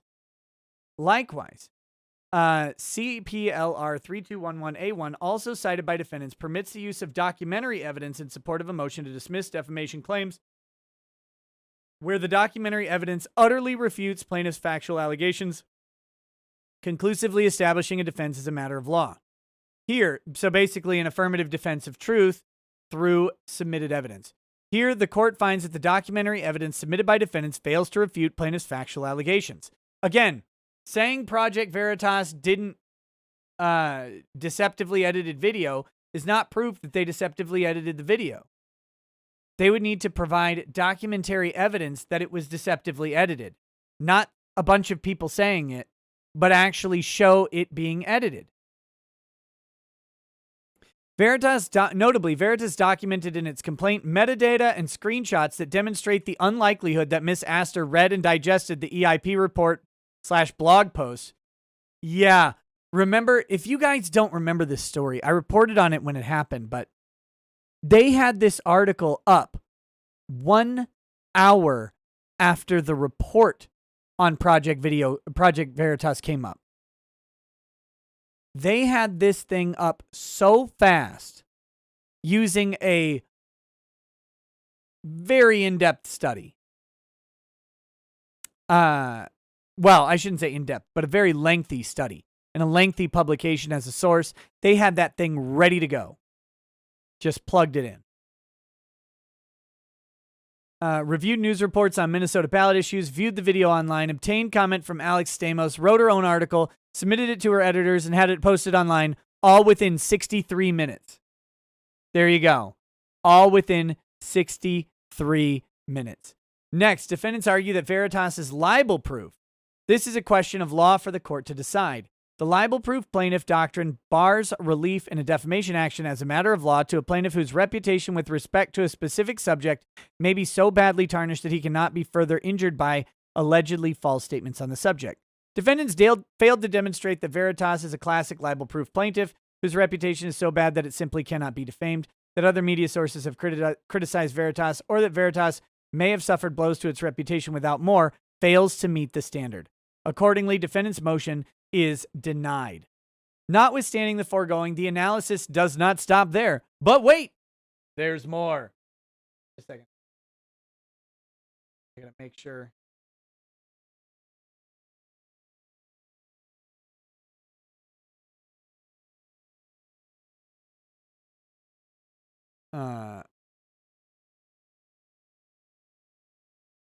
Okay. Sorry, I had to make sure that the kids weren't running around. Notwithstanding the foregoing, the analysis does not stop there. Defendants asked the court to apply the recently amended anti-SLAPP law, comprised of various provisions of civil rights law and CPLR 3211G. The strategic lawsuit against public participation laws were enacted originally to broaden the protections of citizens facing litigation arising from their public petition and participation. In fact, this version of the law existed on November 2nd, 2020. The purpose of the enactment of the anti-SLAPP law was to stop meritless nuisance litigation by well-funded developers against average citizens who participated in public discourse against the developers or their projects. 8 days after the commencement of this action, on November 10th, 2020, the anti-SLAPP law was amended, and under CRL 76A, the definition of an action involving public petition and participation was expanded to include any communication, as pertinent here, any writing, in a place open to the public or a public forum in connection with an issue of public interest, or any other lawful conduct in furtherance of the exercise of the constitutional right of free speech in connection with an issue of public interest or furtherance of the exercise of the constitutional right of petition. The next provision falls under CPLR 3211G, which provides that a motion to dismiss based on that statute in which the moving party has demonstrated that the action involves public petition and participation as defined in civil rights law shall be granted, quote, unless the party responding to the motion demonstrates that the cause of action has a substantial basis in law or is supported by a substantial argument for an extension, modification, or reversal of existing law. The court shall grant preference in the hearing of such motion.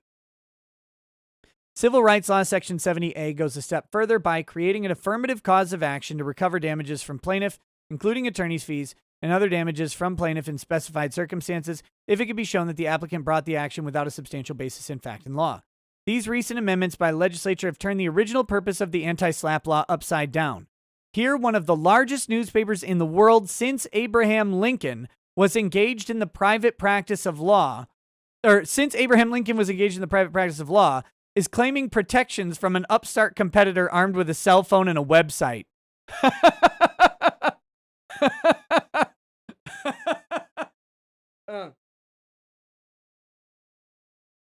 The judge has juxtaposed how ludicrous the law has become by showing the purpose. The purpose was to stop massive real estate developers from silencing their critics through lawsuits. You know, poor or less wealthy individuals who couldn't afford the legal action, so would have to drop their claims or their statements against the developers. They'd have to retract them, and eventually they would stop speaking. That was the purpose of the anti-SLAPP law, was to empower people to speak out against the stronger party. And yet now, the New York Times, this massive publication, is being so threatened by a guy with a cell phone and a website. That was nice. Not only does the amended anti-SLAPP law grant protection to a Goliath against a David, but 16 years after the SLAPP law was enacted, a newspaper had never qualified for SLAPP protection for its written articles. Despite this dizzying turnabout created by the legislature, the court agrees this action meets the amended anti-SLAPP standards, as it rises from New York Times reporting on an issue of public interest, allegations of systemic voter fraud, and potential disinformation about such voter fraud. So he's telling the legislature here, you're idiots. And these legislatures have got to stop doing this. But of course, they're not going to. They're Democrats. They want to protect their mouthpieces. This is a Democrat putting supercharged batteries in its own bullhorn. Of course they're going to do it. Of course they're going to do it. Accordingly, since under CPLR 3211G, defendants have moved to dismiss the action and demonstrated that this action entitles them to additional protections. It shifts the standard burden for motion to dismiss from defendants to Veritas to demonstrate that the cause of action has a substantial basis in fact and law. In opposition, Veritas argues that Civil Rights Law 76A should not be given retroactive effect here, and that the text of the November 10th Act amending CLR 70A and 76A, along with CPLR 3211G, nowhere states that the amendment shall apply retroactively, but states only that the act shall take effect immediately. Retroactive operation is not favored by the courts, and statutes will not be given such construction unless the language expressly or by necessary implication requires it. However, remedial legislation should be given retroactive effect in order to effectuate its beneficial purpose. Other factors pertinent here to consider whether the amendment conveyed a sense of urgency and whether the enactment itself affirms a legislative judgment about what the law in question should be. To date, 3 federal courts have ruled that the amended anti-SLAPP law should be given retroactive effect. In one case where New York Times was a defendant, the Southern District ruled that it is clear that 76A is a remedial statute that should be given retroactive effect. Legislature conveyed a sense of urgency by directing that the amendment was to take effect immediately. Likewise, the Eastern District found the anti-SLAPP amendments are remedial retroactive legislation. The memorandum accompanying the bill's introduction states that as drafted and as narrowly interpreted by the courts, the application of 76A has failed to accomplish its objective. The memorandum expresses the specific intent that the proposed amendments will better advance the purposes that the legislature originally identified and enacted in enacting New York's anti-SLAPP law to protect the free exercise of speech, particularly in public fora on matters of public interest. The bill became effective immediately. Under New York law, these clear legislative expressions of remedial purpose and urgency give the amendments retroactive effect. Okay. While the federal decisions are not binding on this court, here Veritas has not sufficiently raised any harsh impact that would preclude the applicability of the anti-SLAPP statute, and thus the court will apply it retroactively. Eventually, to prevail at trial, Veritas will have a high burden to show actual malice by clear and convincing evidence. The burden of proving actual malice requires the plaintiff to demonstrate with clear and convincing evidence that the defendant realized that his statement was false or that he subjectively entertained serious doubts as to the truth of his statement. Actual malice is a high bar, and mere allegations about improper political or personal biases do not establish actual malice without additional facts to suggest the speaker acted pursuant to that bias.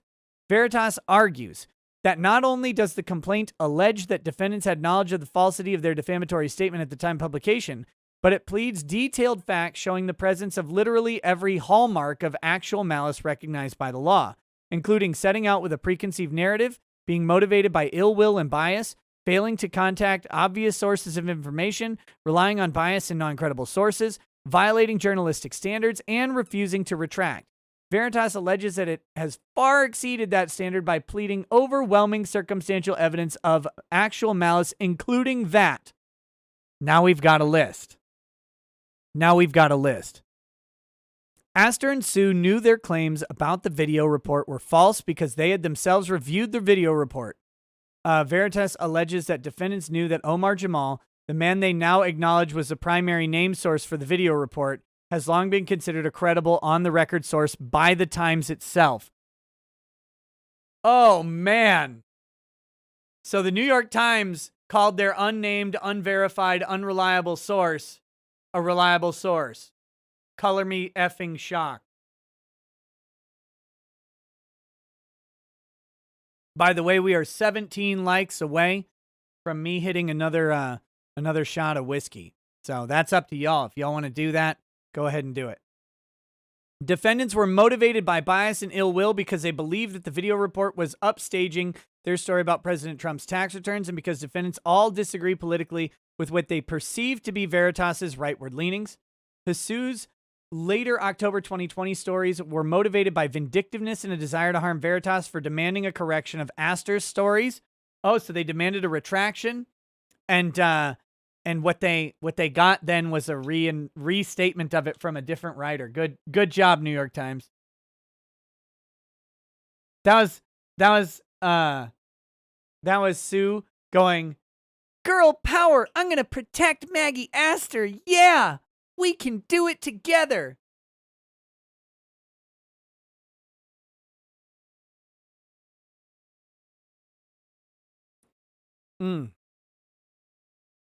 The Times and its reporters set out with a preconceived storyline that the video report was manipulated and deceptive, and that they ignored any evidence that contradicted that prejudged narrative.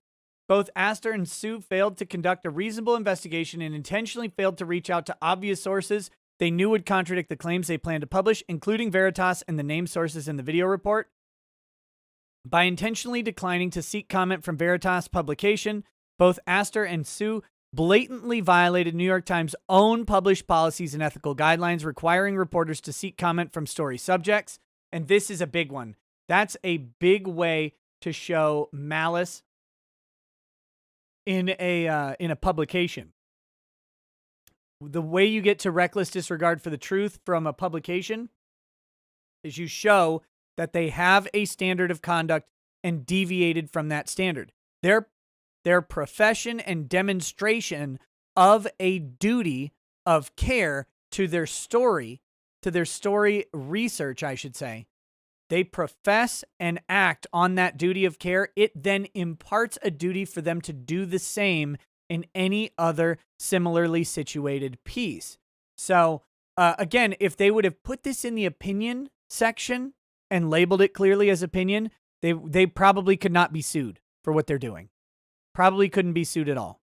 Since they put it in their main paper section, they are then required to abide by their own standard. Now, a newspaper can have no journalistic standards. You can say, we don't investigate shit. I go on Reddit and just put whatever's on there up online. They can do that. That's fine. That's an okay thing. And then if they ever somehow did less than that, then they would be deviating from their standard. But that's how it goes here. They set their own standard. They professed it to the world. They purportedly follow it in their other stories. They didn't do it here. They're bad. While defendants attempt to argue that Astor did not act with actual malice because she relied on a blog post by a group called the Election Integrity Partnership, Veritas has alleged and demonstrated through website metadata that both the blog post and Astor's story were a joint and coordinated effort between EIP and the Times to smear Veritas. Yep, they said they had to have worked together on this. They had to have. So this isn't them relying on a source. This is them generating their own source. They generated their own source to back up their own story. And now they have to eat that. Veritas further alleges that Astor knew the EIP blog post authors were heavily biased, as one of the principal authors had previously been the subject of a Veritas story exposing wrongdoings on his part while employed by Facebook. Wah, wah, wah, wah. Uh-oh. Man, why would that guy want to try and discredit Project Veritas?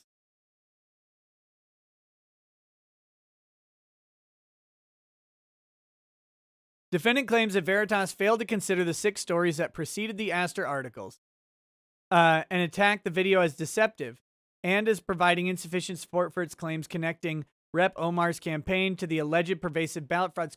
There's 6 more stories? They posted 11 stories about this?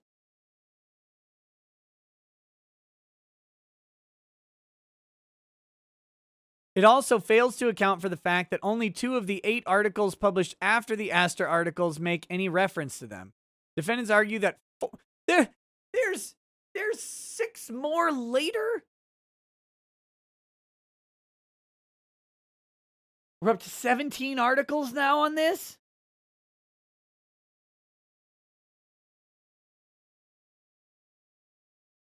Defendants argue that 14 sources concurred that the video was deceptive and made unsupported claims purporting to link Congresswoman Omar's campaign to an illegal ballot fraud scheme, and numerous sources recounted Veritas's widespread reputation for deceptive editing, giving defendants every reason to believe that the video was deceptive. The court can take judicial notice of those sources, not for the truth of the matter asserted in their statements, but to determine that New York Times did not act with reckless disregard of the truth. Defendants also point out that the video... that after the video was released, they submitted reports of allegedly independent fact checkers, news organizations, and reputable academics from defendants' point of view as being, among other things, misleading, unfounded, part of a disinformation campaign, and false, and that within days of the video being released, Omar Jamal, a key source for the video, went on Somali American TV and reportedly backtracked on the cash for ballots allegation.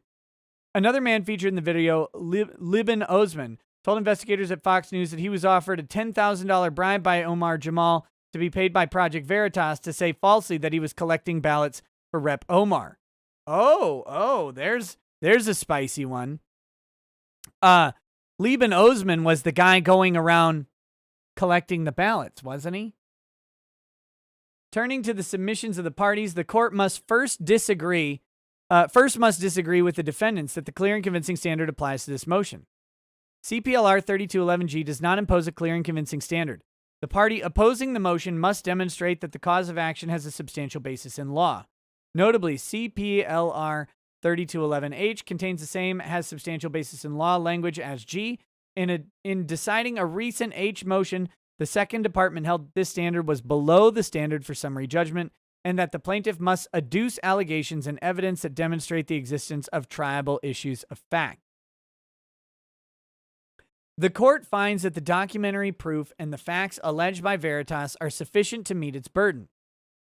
The facts submitted by Veritas could indicate more than a standard garden variety media bias and support a plausible inference of actual malice.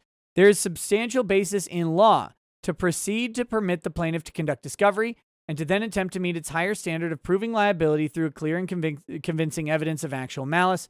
Malice focuses on the defendant's state of mind in relation to the truth or falsity of the published information. Here, there is a substantial basis in law and fact that defendants acted with actual malice, that is, with knowledge that the statements in the articles were false or made with reckless disregard for whether they were false or not. Veritas alleged actual malice by providing facts sufficient to demonstrate defendants' alleged disregard for the truthfulness of its statements. Accordingly, at this very early stage of litigation, Veritas' submissions were sufficient to withstand defendant's motion, and further proceedings are necessary to resolve the issues raised. Now, here is a clear difference from the Texas anti-SLAPP and why they're talking about this in this specific way. In Texas, you have a clear and specific evidence requirement at the anti-SLAPP stage. And here, you have a clear and convincing evidence standard past the anti-SLAPP stage in New York. Now, this is important because clear and specific evidence in Texas is not a heightened requirement over preponderance of the evidence. That is the civil tort standard. 51% liability is preponderance of the evidence. Clear and specific doesn't change that 51% thing. It just means unambiguous and related to the action. So clear and specific. Okay? Clear and convincing evidence in New York is actually a heightened standard of evidence. It goes beyond a preponderance of the evidence. You got to think of it more like 65 to 75%, whereas beyond any reasonable doubt is like 99%, right? Clear and convincing is between beyond a reasonable doubt and preponderance of the evidence. It's like a halfway point there. So again, that 65, 70, 75%, somewhere in there sort of range. It is not like the clear and specific evidence that's required in Texas. And that's also why it's probably not being required at this early stage in litigation. Because without discovery, you can't prove by clear and convincing evidence that you've done it. If you could do that, you'd win at the initial stage. If you were required to prove it by the standard that you're going to have to prove it at trial, why have a trial? So it's a silly sort of thing that they've done here that New York Times is arguing. In light of the court's rulings herein, Plaintiff Veritas' motion for limited discovery in relation to the present motions is deemed academic and moot. They don't have to have limited discovery because they're going to get full discovery now that the case is going on. Accordingly, based on the stated reasons, it is hereby ordered that the motion by defendants for an order pursuant to CPLR 32A1, 7, and G, or 3211G, dismissing the complaint and award of attorney's fees on the defendant's counterclaim is denied.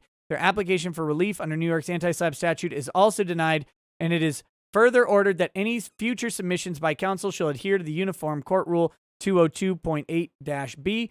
Further ordered that all the parties shall appear at the compliance part at a date, time, place, and manner so as so designated by that part. This constitutes the decision and order of the court. Done. Charles D. Gottwood is the justice in New York who has done this. Like I said, this will be appealed.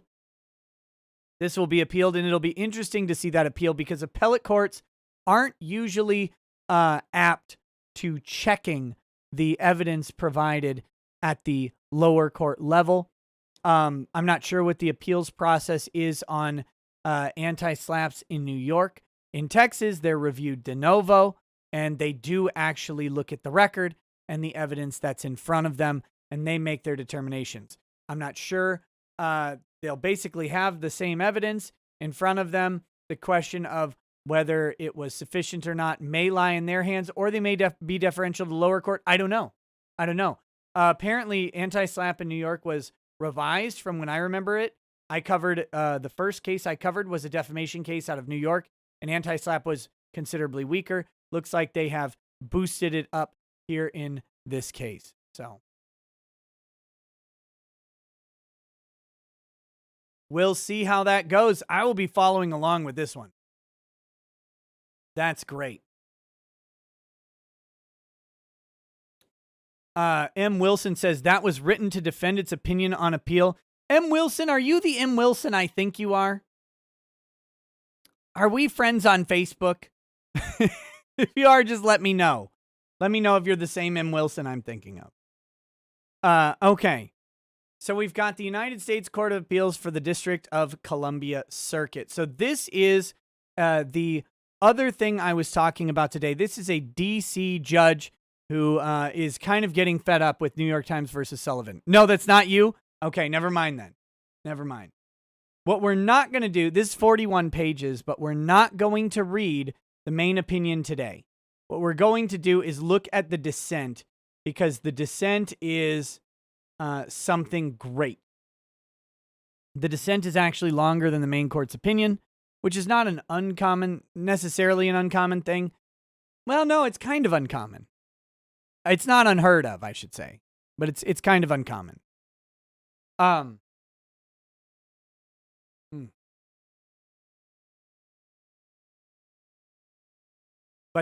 we're going to read. I don't use Facebook very often. I have a Facebook.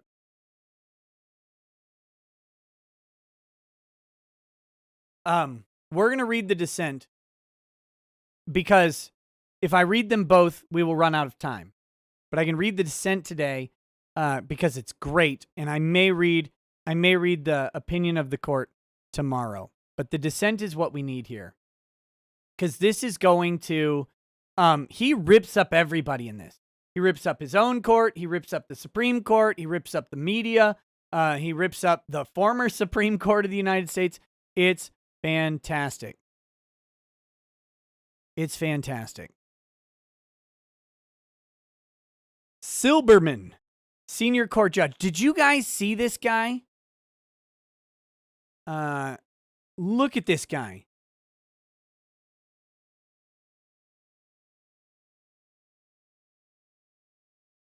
This guy's face was carved out of disdain. I love this guy. Look at this face. Look at how angry that man looks. By default, his life is rage seething beneath the surface. You know what he's looking at right now? I actually have a secret source. He's looking at the guy delivering Jimmy John's to the court. He doesn't trust him. He doesn't trust anybody. He hasn't trusted anyone since 1972. That's why he stores extra food in that gullet right here.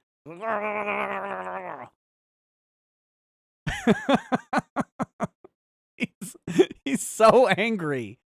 I love this guy. All right.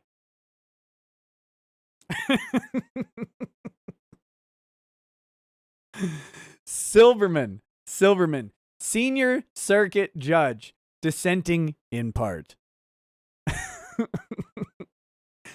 Global Witness, the appellee. Global Witness is a publication, I believe, right? Let's check it out. I'm gonna Google it right now. We'll use a Google. Global Witness. Global Witness is an international non-government organization established in 1993. Oh, perfect. That works to break the links between natural resource exploitation, conflict, poverty, corruption, and human rights. It's like it's an environmental wacko group. It's an environmental wacko group. Perfect. Mount Failmore asks if I'm sure he didn't suffer a stroke. No, I think what happened was he was about to suffer a stroke, and then he, through rage and anger, drove the stroke into the nearest passerby when he stared at them. All right. So Global Witness is a non-government organization that is an activist group against reasonable gas prices, basically. Falsely insinuated that former Liberian officials, the appellants, took bribes from Exxon. It admitted that it had no evidence that Exxon had contacted appellants, directly or indirectly, with respect to the alleged payments. And the evidence Global Witness did have suggested the payments at issue were proper staff bonuses, not bribes. Nevertheless, the majority creates a whole new theory of the case, one not advanced by any party, that the appellants were bribed not by Exxon, but by their own principal, the National Oil Company. According to the majority, its new narrative is so unassailable that even at the 12B6 stage, it precludes an inference that Global Witness harbored subjective doubts as to the implied accusation of bribery. So the majority court creates a new person to bribe the parties on behalf of Global Witness, is what just happened there. If you didn't follow that, that's what happened. The parties argued that Exxon, it was over whether or not Exxon bribed some people. And when they had no evidence that Exxon did, then the majority, the other two members of the court, decided that it must have been the National Oil Company who bribed its own employees. That's what it says. By their own principle, the National Oil Company. So that's saying that the National Oil Company bribed its own agents. How do you bribe your own agent? Think about it this way. You hire a babysitter, and then you pay that babysitter $25. And then you pay that babysitter another $25 as a bonus. And someone goes, they bribed the babysitter. What's the bribe? Well, they wanted the babysitter to babysit again. So they induced them with extra money. What? That's just normal. That's just business. All right. As Global Witness explained, quote, this is a story of bribery. This is a story all about how my bribe got flipped, turned upside down, so I'd like to take a minute, just sit right here. I'll tell you how Exxon didn't bribe me in the derriere. I don't know where to go with that. Bribery, as it is commonly understood, involves a quid pro quo. A payment given so a public servant will undertake an official act. As such, bribery has three necessary components: a briber, a bribee, and an exchange. In Global Witness's story, it seems obvious that Exxon was the briber, appellants were the bribee, and the trade was $35,000 to ensure the deal goes through. Without one element, there is obviously no bribery. In other words, if no briber or no bribe, then no bribee. In its cross appeal, Global Witness contends that its report was not even defamatory. It simply raised questions. Of course, appellants disagree, claiming that the report, Catch Me If You Can, falsely insinuated that they took bribes from Exxon to approve the Block 13 deal. They titled their name after one of the most famous deceptive crime sprees in the history of the United States, thanks to Leo DiCaprio.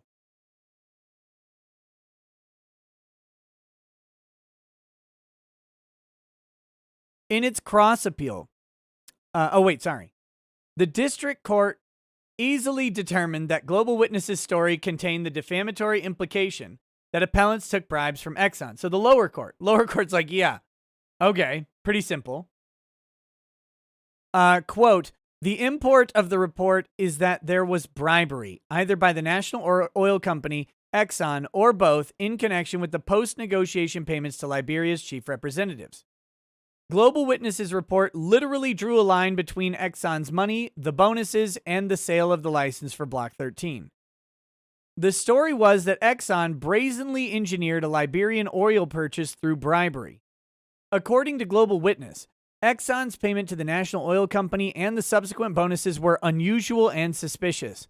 Exxon, as Global Witness saw it, was under no obligation to pay most of the money. It transferred to the National Oil Company $4 million of its $5 million payment. Let me reread that. Exxon, as Global Witness saw it, was under no obligation to pay most of the money it transferred to the National Oil Company. $4 million of its $5 million payment was characterized as a bonus. And as Global Witness reminds its readers, the National Oil Company has a record of bribing officials on behalf of oil companies. The bonuses then paid to the officials were, Global Witness wrote, unusual, large payments to officials who signed the Exxon deal.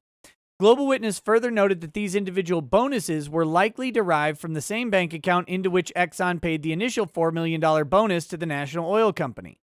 The court explained how Global Witness tied ExxonMobil's payments to the National Oil Company for the acquisition of rights in Block 13 with how the company shared some of the money with its negotiators, including the plaintiffs. One chart in the report tracked payments from Exxon to the National Oil Company to members of the Hydrocarbon Technical Committee, including appellants Christina Ta and Randolph McLean. The district court noted that this chart, listing the amount of each official's bonus, had the effect of literally drawing a line between Exxon's money, the bonuses, and the sale of licenses for Block 13. The report also connected Exxon to the bribes by making repeated parallels to the 2003 transaction. In that deal, Global Witness asserted that the National Oil Company paid bribes to legislators on behalf of the Broadway Consolidated Oil Company to secure ratification of its purchase, noting that the National Oil Company had also paid bribes on behalf of Oronto Petroleum. And now Exxon was stepping into Broadway's shoes. As the district court explained, a reasonable reader could easily could have understood the report to imply that the earlier legislative bribes and the technical committee bonuses were of a piece. And the district judge noted if that were not the case, the report would have no reason to advocate for an investigation, since there's no direct evidence of bribery. The court also rejected the appellee's argument that its story actually negated any inference of bribery because it expressly stated that Global Witness has no evidence that Exxon directed the National Oil Company to pay Liberian officials, nor that Exxon knew such payments were occurring. So they say, we have no evidence to back up the claim that we're making. We have none, but it happened. All right? So here we go.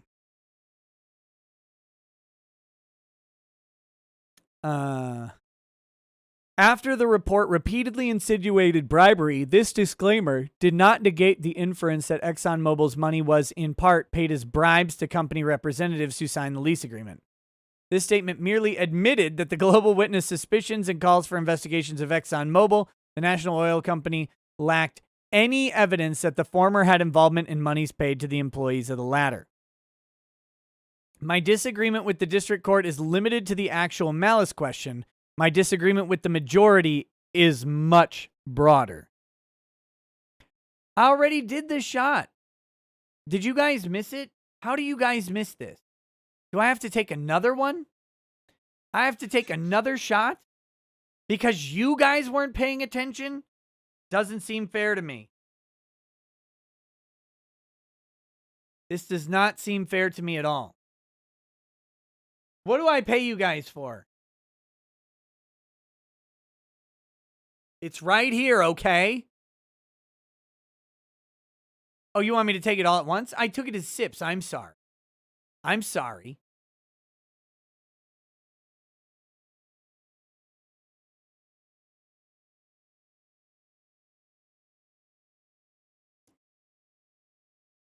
That is a fantastic whiskey. Very smooth. All right. In New York Times versus Sullivan, the Supreme Court set forth the well-known rule that to hold a defendant liable for defaming a public figure, a plaintiff must prove the defendant acted with actual malice. That is, with knowledge that the statement was false or with reckless disregard for the truth. As the Supreme Court saw it, this scienter requirement appropriately balanced as a policy matter the vindication of reputational harms with the need to protect unintentional falsehoods that inevitably arise as part of a vibrant debate. The actual malice rule makes the speaker's state of mind the constitutional gravamen in any defamation case brought by a public figure. He's teeing up here. The majority emphasizes that actual malice is a subjective test, but it is important not to confuse what a plaintiff must ultimately show with the kind of evidence he may use to make that showing. It is the rare case in which a defendant will confess his state of mind and thus allow the plaintiff to prove actual malice with direct evidence. And I have to say it again. I'm sorry. I don't mean to bring up the Vic case over and over, but the absolute drooling mouthed morons over at Law Twitter don't understand this. They literally believe, because they're this damn stupid, they literally believe you have to present a person admitting to knowledge of the falsity, and that is the only way to show actual malice. I don't even have the words to describe how brain dead these morons are. Look, I'm not here to say that internet lawyers are anything special in any way. Those are the worst of internet lawyers. They're the worst of internet lawyers. They're the worst people I've ever come across. They're the dumbest people I've ever seen. They got so lucky that they found a judge who was as dumb as them. Because their interpretation of defamation law is so abjectly incorrect that it's embarrassing. It's absolutely embarrassing. Accordingly, as the appellee concedes, actual malice is ordinarily inferred from objective facts. In Saint Amant versus Thompson, the Supreme Court listed 3 examples of objective circumstances that permit a subjective inference of Whoa, that was a nasty burp. That permit a subjective inference of actual malice. 1, where the story is fabricated by the defendant or is based wholly on an unverified anonymous telephone call. They made it up. It's got to be actual malice if they made it up. And by the way, making it up isn't an intentional act. If their brain created the story like, oh, they had a trauma and that trauma led them to believe that this happened, that's making it up. It didn't really happen. Number 2, when the publisher's allegations are so inherently improbable that only a reckless man would have put them in circulation. And 3, where there are obvious reasons to doubt the basis for the story. Like maybe waiting 10 years to talk about it. I don't know. And being friends the entirety of that 10 years, then suddenly just not. So even in the absence of contradictory evidence, a story may be so facially implausible or factually flimsy that the jury may infer that it must have been published with reckless disregard for the truth. And even assuming a plausible story, the question remains whether the cumulative force of the evidence to the contrary should give the publisher obvious reasons for doubt. If the publisher moves forward with reasonably dispelling his doubts, actual malice may be inferred. Without reasonably dispelling his doubts, actual malice may be inferred. St. Amant's examples thus suggest a straightforward framework for evaluating contentions of actual malice. We first assess the inherent plausibility of a defendant's story as well as the facts in support, and if we find the story objectively plausible, we then ask whether evidence to the contrary creates obvious reasons for doubt. I turn to whether Global Witness's accusation that Exxon bribed the appellants, case before us, is facially plausible. Appellants claim that Global Witness knew it lacked any support for insinuating that the payments to Ta and McLean were bribes. Thus, a jury could infer that Global Witness subjectively doubted the truth of its report. I agree. In my view, because Global Witness's story is obviously missing at least one necessary component of bribery, it is inherently improbable.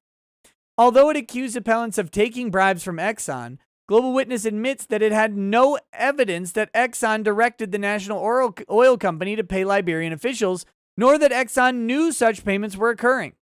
In other words, despite all its investigating, Global Witness uncovered nothing to demonstrate that Exxon was the briber, and nothing to even suggest that there was an agreed-upon exchange. Global Witness's suspicion and calls for investigations of ExxonMobil and the National Oil Company lacked any evidence that the former had involvement in monies paid to employees of the latter. And with no privity between Exxon and the technical committee members, it is bizarre to accuse appellants of taking a bribe. Privity means a contractual relationship. A contractual relationship. Some sort of exchange of duty and right. As St. Amant teaches, it is sufficient to infer on this basis alone that appellee acted with knowing disregard for the veracity of its publication. You can't assert that there's a bribe if you can't assert that a briber exists. You can't say that Exxon bribed someone if you can't show that Exxon bribed them. Does that make sense? I mean, it seems like a truism or a tautology or something. The majority's assertion that this argument was never made by the appellants leads me to wonder whether we received the same brief. In my copy, this guy's so pissed. Listen how angry he is. In my copy, appellants argue that Global Witness subjectively knew that it had not been able to determine whether the payments of $35,000 to Christina Ta and Randolph McLean were corrupt bribery payments. Yet, Global Witness proceeded to present to readers the defamatory message that, in fact, Ta and McLean had taken bribes. That sounds to me a whole lot like accusing Global Witness of publishing its story with no evidence to back it up. The majority, moreover, faults me for assessing the inherent implausibility of Global Witness's story without a specific request from Ta and McLean to do so.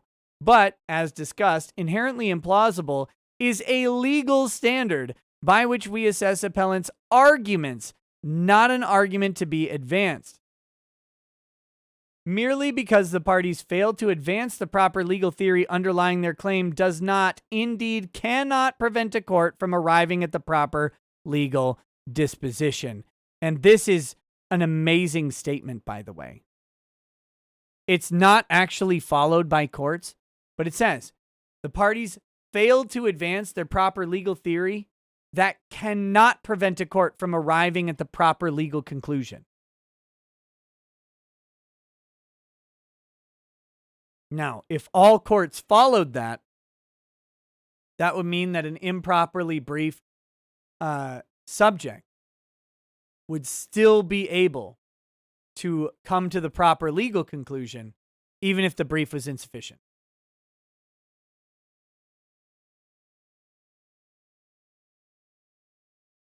To be sure, appellants did not quote the no evidence paragraph in their brief. It was the court at oral argument that focused on this damning language. But it is hardly a new argument. It is only evidence, although powerful evidence, supporting appellants' argument. Apparently, the majority also recognizes the significance of the passage and wishes to rule it out of order. But the appellee itself injected this statement into the controversy when it brandished it as supposedly exculpatory evidence. So here, the defendants, the publication, used the statement. They wanted to use the statement as exonerating them. And he's saying, no, this puts them on a cross and lights them on fire. We should use it They wanted to use it. Why wouldn't we use it? Global Witness points to other facts that support its story, but none amount to a hill of beans. It emphasizes the obvious point. Payments were made to appellants. Then it notes these payments were likely sent from the same account where Exxon deposited its $4 million bonus to the National Oil Company itself. Although a sly suggestion of wrongdoing, when you think about it, it's a non sequitur. If that were support for a bribe, any investment banker's commission could be illegal. Next, Global Witness justifies its story based on a past history of bribery by the National Oil Company. The company had previously, in connection with the 2003 bid, paid out bribes to legislators on behalf of another oil company in order to ratify a transaction. Our situation is quite different. In this case, the recipients of the bribes were the National Oil Company's own agents and employees. And connecting bribery to the 2013 circumstances from the wholly separate 2003 bid, in which Todd and McClain were not even involved, is a grossly unfair inference. And you can't do this. In most cases, you cannot say, well, but 10 years ago they did it, so now they're doing it again. That can't be used to prove the truth of a current action. That's a prior act. That happened prior to now. Global Witness attempts to tar the conduct of two parties to a transaction, the prior bad acts with the prior bad acts of entirely different people. That is entirely illegitimate. It is significant, moreover, that the National Oil Company paid out bonuses to all those involved in the negotiations, including American consultants as well as low-ranking employees. Yet the story focuses on members of the technical committee as if they were special transgressors. But for Global Witness's story to be true, Exxon was somehow spreading bribes left and right like Johnny Appleseed. The much more obvious explanation is that the bonuses were in fact bonuses paid for outstanding performance. Certainly at the 12B6 stage, appellants are entitled to that inference. Global Witness is not entitled to its speculative inference to the contrary. See Palin versus New York Times. The timing and manner of the payments are further indications of bonuses, not bribes. Recall that in connection with Broadway's 2003 bid for Block 13, Global Witness explained that the National Oil Company supposedly paid most of Broadway's bribes to legislators before approval of the deal.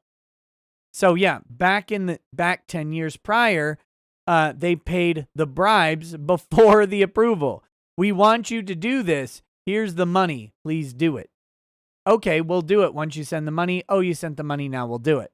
This one, in contrast, the 2013 payments from the National Oil Company to its own negotiators, staff, and consultants, occurred after the deal was completed.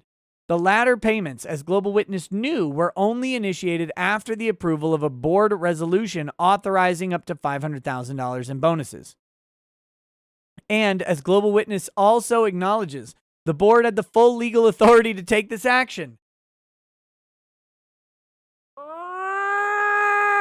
Can you see why this judge is mad yet? I know there's a lot of legal language, but here's what happened. A company completes a deal on behalf of Exxon. Exxon pays the company $4 million. That company then authorizes, through its board, $500,000 in bonuses to be paid to its employees. This random, Greenpeace wannabe garbage organization comes up and says, this company paid its own employees. It must have been a bribe. Huh? How? How's it a bribe? It's like Best Buy sells an extra 50%. Does a particular Best Buy store does 50% extra on TV volume in Q1 of 2022. And then in Q3 of 2022, Best Buy's board approves a $1,000 bonus to everybody in the TV department at that particular store. And someone goes, they bribed them to sell those TVs. The hell? Or even better, they did 50% more in Samsung TVs. They went 50% over Samsung. And Samsung pays Best Buy an extra $1 million. They say, hey, thanks for your performance. Here's $1 million extra. And then Best Buy's board approves $1,000 bonuses to every single person at that store for excellent performance. That's what happened here. And they're saying that Samsung bribed the employees to sell those TVs. That's the inference. It's nonsensical. These payments openly made they're made in the open, are also indicia of proper bonuses. Bribes, which are illegal everywhere, are typically made in the dark. Defendant knew that payments to plaintiff were not surreptitious, which supported the jury's conclusion that the defendant made a bribery accusation with actual malice. This is from DeBella versus Hopkins. Yeah, if you don't bribe people in the open, what's the line from Iron Monkey? Have you guys seen Iron Monkey? Don't bribe me in the open. It's a great line from the chief of police to the random mobster guy or the random gang member. Don't bribe me in the open. Oh, God. For all these reasons, I consider Global Witness's report inherently improbable. On its face, it's a house of cards. With no evidence supporting Exxon as a briber, Tom McLean could not be Exxon's bribees. Nor is there any evidence, not a shred, that the bonuses paid by National Oil Company to appellants were themselves bribes. There is no indication that the National Oil Company had a corrupt motive, nor that appellants were asked to perform an illegal or improper task. I would therefore conclude, based on the foregoing alone, that it is sufficient to infer actual malice at the 12B6 stage since the story is inherently improbable. There is more. Global Witness had additional obvious reasons to doubt its report, which would also support an inference of actual malice. All the eyewitnesses to the transaction that responded to Global Witness explained precisely why it was wrong. And Global Witness had no facts that would cause it to discount these explanations. So, all of them, only everybody said, yeah, this isn't right. This isn't correct. Only everyone, though. 6 individuals, 4 members of the technical committee, and 2 consultants responded to Global Witness's accusations of bribery. Each denied that bribery occurred. At least 4 offered specific fact-based explanations as to why Global Witness was wrong. Christina Ta, a Yale Law School graduate, explained that bonus payments were made to all National Oil Company staff after the Exxon deal was concluded. Robert Sirleaf, a technical committee member and a chair of the company's board of directors, similarly explained that bonuses were paid to the entire company after the parties concluded the contract and exchanged consideration. And he added a bonus was called for. Liberia received a significant signing payment 15 times larger than in any prior transaction. Natty Davis, another committee member and the chair of the National Investment Commission, added that the decision to pay the bonuses was approved by a formal resolution of the company's board. Randolph McLean noted that the Exxon contract was extraordinary enough to be used as a model for all future contracts of this nature. 2 American consultants, not mentioned by the majority and not targeted by Global Witness's story, also told Global Witness that its report was false. Each received $15,000 bonuses. One consultant, Jeff Wood, explained that Exxon's payment to the National Oil Company was not voluntary, as Global Witness reported. It was negotiated as part of the transaction. Moreover, Wood noted, it made no sense to equate legislative bribes paid following Broadway's 2003 bid to the National Oil Company's 2013 payments to its own staff. Wood again explained that all the employees of the National Oil Company received payments, not just those that signed the deal. Last, Wood wrote that it was absurd to infer bribery because no similar bonuses had been paid in recent years. Since no other deals had been concluded, there was no success to reward. So it's not what he's saying there. This is important because, okay, let's say, yeah, there's no quid pro quo that's obviously provable. But if the company has a history of paying out huge bonuses to people who help make something happen that shouldn't happen, well, then that could be like an implied bribe. Oh, man, I'm just really glad we got this to work out. Here's your giant bonus that you totally didn't know was coming because it's just a surprise. Except in this case, there is no history. There's no history of it. So you can't point to that and say that there was some sort of implied or inferred bonus. Nothing like that exists. The majority, however, asserts that a publisher need not accept denials, however vehement, as a matter of law. Denials do not and cannot constitute evidence as a matter of law. This proposition is obviously fallacious. It, of course, depends on the substance and context of the denial. If denials were legally irrelevant, then any response of the target could be ignored.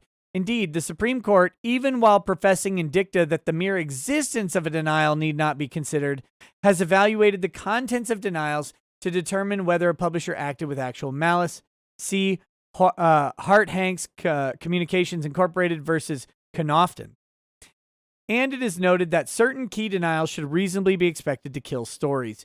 To be sure, we discounted the probative value of the denials in Lawrence versus Donnelly. Lawrence involved a publication that questioned the competence of a female fighter pilot. According to the story, the pilot was substandard, should not be flying, and was only assigned to the F-14 program on account of a politically driven policy. Whoa! No women in F-14s. The publisher's source was one of the pilot's former training officers, who we characterized as a knowledgeable, non-anonymous source. Furthermore, the publisher had obtained additional information from the Navy that confirmed the training officer's claims, namely, that the pilot had received a number of accommodations during training, which other officers agreed were excessive. Was the Navy coddling a woman pilot to make up for her inability? Ooh, that's uncomfortable, isn't it? Nevertheless, the Navy denied the story, and officials told the publisher that its conclusions were inaccurate. But as we explained, the fact of a denial in itself hardly alerts the conscientious reporter to the likelihood of error. Rather, the specific content of a denial may well give the publisher obvious reasons to doubt the veracity of the publication. So in Lawrence, we reasoned that the Navy's denials were contradicted by the publisher's interview with the flight instructor. In light of the evidence on both sides of the question, the Lawrence publisher did not have any obvious reason to doubt its story. Global Witness, however, did not have evidence on both sides of the issue. It had no evidence and no witnesses to contradict the 6 denials. The cumulative balance of the evidence thus gives Global Witness obvious reasons for doubt. I am dumbfounded by the majority's assertion that the denials in our case contain no readily verifiable information that would provide obvious reasons to doubt. The denials were specific, and it was within Global Witness's power to easily inquire into whether other employees received bonuses, the content of the board's resolution approving the bonuses, and whether the $4 million to the National Oil Company was negotiated as part of the purchase price, etc. So again, it's the quality of the denial here. It's the quality of the denial. The majority discounts these facts by weighing the evidence and drawing inferences against Tom McLean. The dissent refers to the no-cal board resolution approving the payments, but Global Witness requested but had not yet received a copy, and the complaint alleged nothing to the contrary, discounting the facts that bonuses were paid to all employees because the largest bonuses were paid to technical committee. Such weighting of evidence is, of course, impermissible at the 12B6 stage. As the Second Circuit recently reiterated in another defamation case, it is not the court's province to dismiss a plausible complaint because it is not as plausible as the defendant's theory. This is so freaking important. This is one of the most important lines in defamation lawsuits, and specifically anti-SLAPP lawsuits. It is not the court's province to dismiss a plausible complaint because it is not as plausible as the defendant's theory. At the motion to dismiss stage, it is not up to the court to weigh the two stories. The defendant's story doesn't matter. It doesn't matter. And if courts don't understand this, they're applying anti-SLAPP incorrectly. Anti-SLAPP in basically every jurisdiction says the plaintiff's story must be taken as if it were true and uncontroverted. Absent a full showing of truth from the defendant, the plaintiff's story gets to go on. Not the defendant having a better theory or a different theory than the plaintiff that the judge likes more. They have to document the proof that the plaintiff's theory is wrong. Because the plaintiff's theory gets all of the deference, all of it, because you don't have discovery and you don't have a fact finder yet. You're not arguing over the validity or credibility of the facts at the dismissal stage. That comes at the trial stage. And that's so important. In sum, the dramatic indication of actual malice is the statement in Global Witness's story to which we have previously referred. Global Witness had no evidence that Exxon directed the national oil company to pay Liberian officials, nor that Exxon knew such payments were occurring. As we noted, Global Witness raised this point itself in a futile effort to rebut defamation. But Global Witness is hoist on its own petard. As I have explained, rarely does he who defames another actually admit doubts to the truth of the accusation. This statement comes as close as it gets to such a concession. In light of that admission, Global Witness's story is not just implausible, it's ridiculous. Circumventing the devastating impact of this statement, the majority creates a new narrative. The Global Witness report accused only the national oil company, not Exxon, of paying bribes. With all due respect, the majority is employing judicial jujitsu. At no time did the appellee even hint in its briefs or oral arguments that was its defense. The appellee argues the district court erred in finding the report defamatory for only 3 reasons. Because 1, it calls for investigations. 2, it includes a disclaimer that they had not determined the payments were improper. And 3, the report never uses the word bribe to describe the payments. The majority's judicial refashioning of the defamatory implication is entirely illegitimate. The majority cloaks its improper fashioning of a wholly new argument by accusing me of doing the same. But if I'm misreading Global Witness's report to imply that Exxon bribed appellants, I'm in quite good company. After all, the district court endorsed my reading. So did the appellant and the Liberian government. Even the appellee assumes that if the report contains a defamatory implication, it would be that Exxon bribed Tom McLean.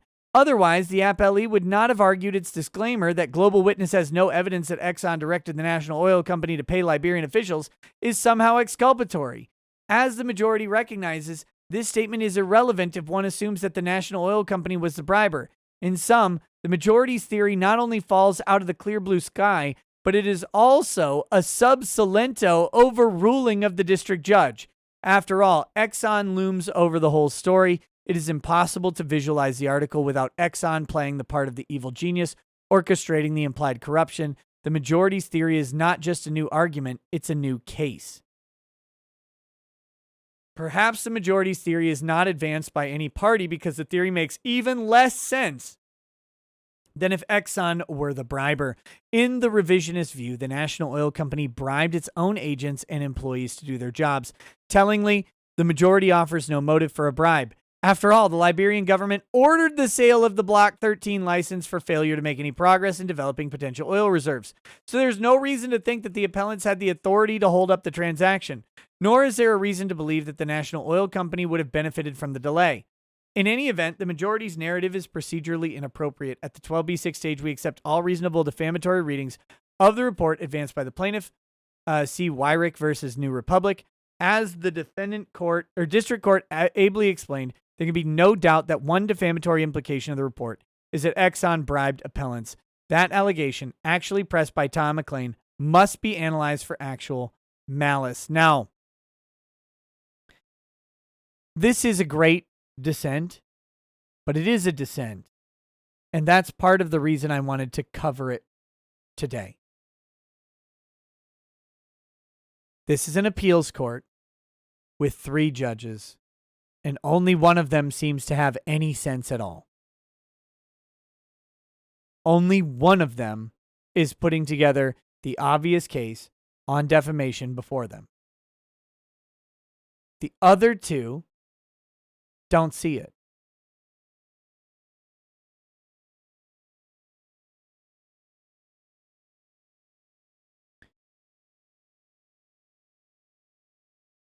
This is the black pill part of the stream. You guys made me drink enough whiskey to do that. The black pill part of the stream that says, even when a case seems like it's obvious, it's possible that an appeals court will come to an alternative conclusion.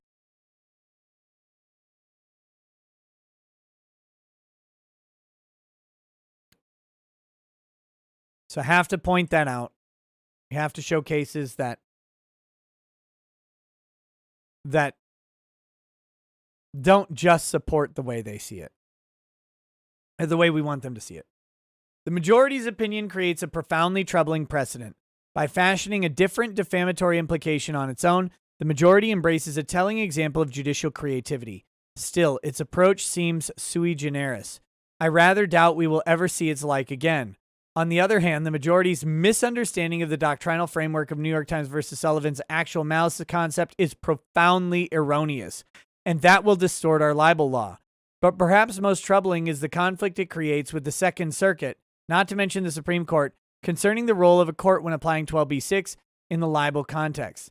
The test is whether the complaint is plausible, not whether it is less plausible than an alternative explanation. So again, going back to this, there's a reason he's repeating this line. It is, again, the most important line, I think, in the Palin opinion. Sui generis means like created by the court, I believe. Of its own kind. Is often used to describe a form of legal protection that exists outside typical legal protections. Is something that is unique or different. So the court has assigned to it a protection that doesn't exist anywhere else. So here we go. After observing my colleagues' efforts to stretch the actual malice rule like a rubber band, I am prompted to urge the overruling of New York Times versus Sullivan. This is massive, by the way. This is massive. I didn't cover this part in the earlier video, but it's time. Justice Thomas has already persuasively demonstrated that New York Times was a policy-driven decision masquerading as constitutional law. See McKee versus Cosby, concurring in denial of cert. The holding has no relation to the text, history, or structure of the Constitution, and it baldly constitutionalized an area of law refined over centuries of common law adjudication. See also Gertz versus Welch. As with the rest of the opinion, the actual malice requirement was simply cut from whole cloth. The New York Times should be overruled on these grounds alone. Nevertheless, I recognize how difficult it will be to persuade the Supreme Court to overrule such a, quote, landmark decision. After all, doing so would incur the wrath of press and media. Uh-oh.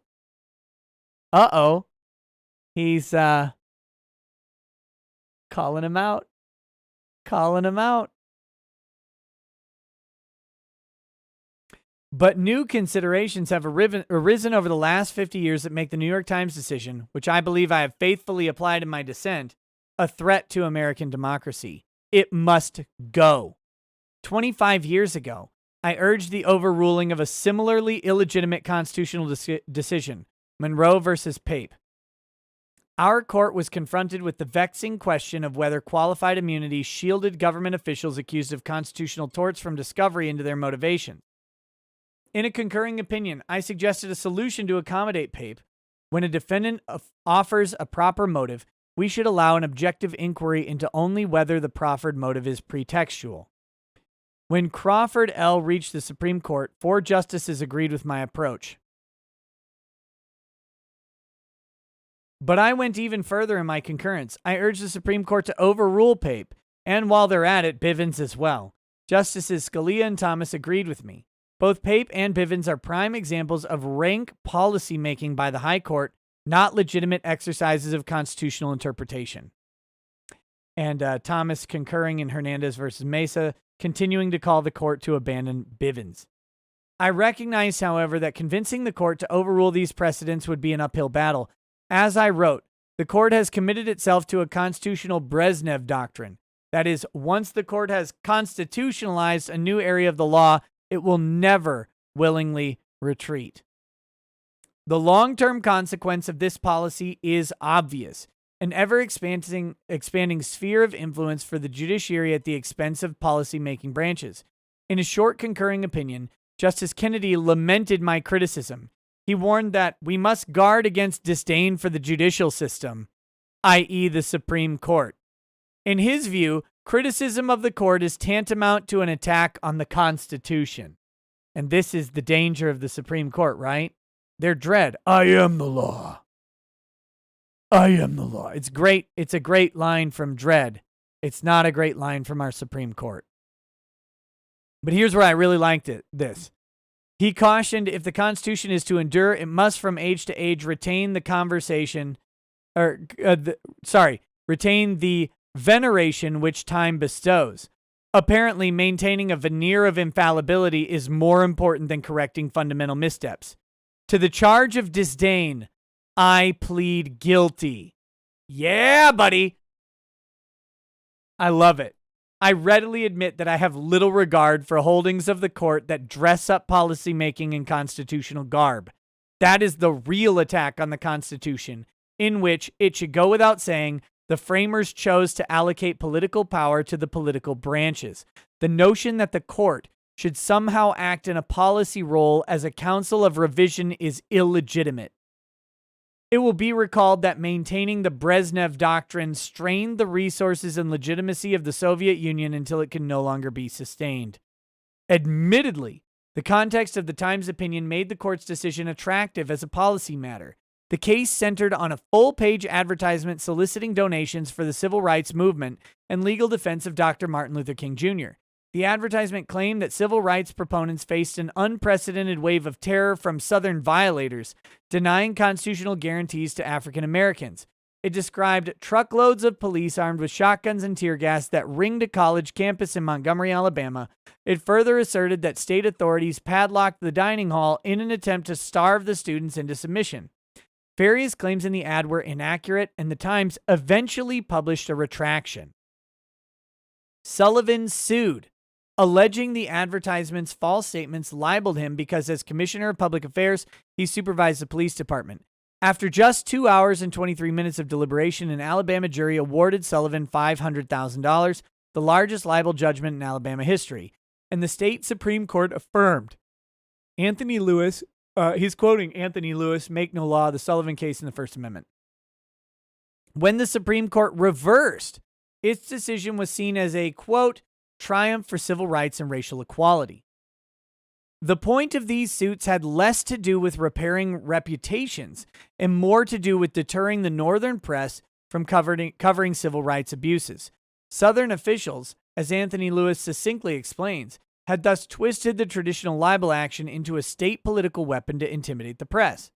The aim was to discourage not false, but true accounts of libel under a system of white supremacy, stories about men being lynched for trying to vote, about cynical judges using the law to suppress constitutional rights, about police chiefs turning attack dogs on men and women who wanted to drink a Coke at a department store lunch counter. It was to scare the national press, newspapers, magazines, and television networks off the civil rights story. That was the point of what was going on in the case of New York Times versus Sullivan. So, New York Times versus Sullivan is a properly decided case with improper long-term implications. That's what's going on there. Indeed, the day after the Alabama court's verdict, the Alabama Journal, a Montgomery paper, celebrated the result. An editorial trumpeted that the case would cause the reckless publishers of the North to make a resurvey of their habit of permitting anything detrimental to the South and its people to appear in their columns. Quote, the Times was summoned more than 1,000 miles to Montgomery to answer for its offense. Other newspapers and magazines faced the same prospect. Even before the Supreme Court issued the Times decision, a second suit filed by a mayor based on the same ad had already resulted in another $500,000 verdict against the Times, and 3 additional suits remained pending. CBS had similarly been sued for $1.5 million over a televised program that depicted the difficulties of African Americans in registering to vote. By 1964, Southern officials had filed almost $300 million in libel suits against the Northern press. One can understand if not approve, the Supreme Court's policy-driven decision. I like his footnote here. It should be noted that precisely what should have been done is a matter of debate. So this guy is going out, like, imagine today, someone going out and saying, yeah, I'm not so sure the Supreme Court should have done that. Not so sure the Supreme Court should have upheld this just because it supported the prevailing media views on race relations. There can be no doubt that the New York Times case has increased the power of the media. Although the institutional press, it could be argued, needed that protection to cover the civil rights movement, that power is now abused. In light of today's very different challenges, I doubt the court would invent the same rule. As the case has subsequently been interpreted, it allows the press to cast false aspersions on public figures with near impunity.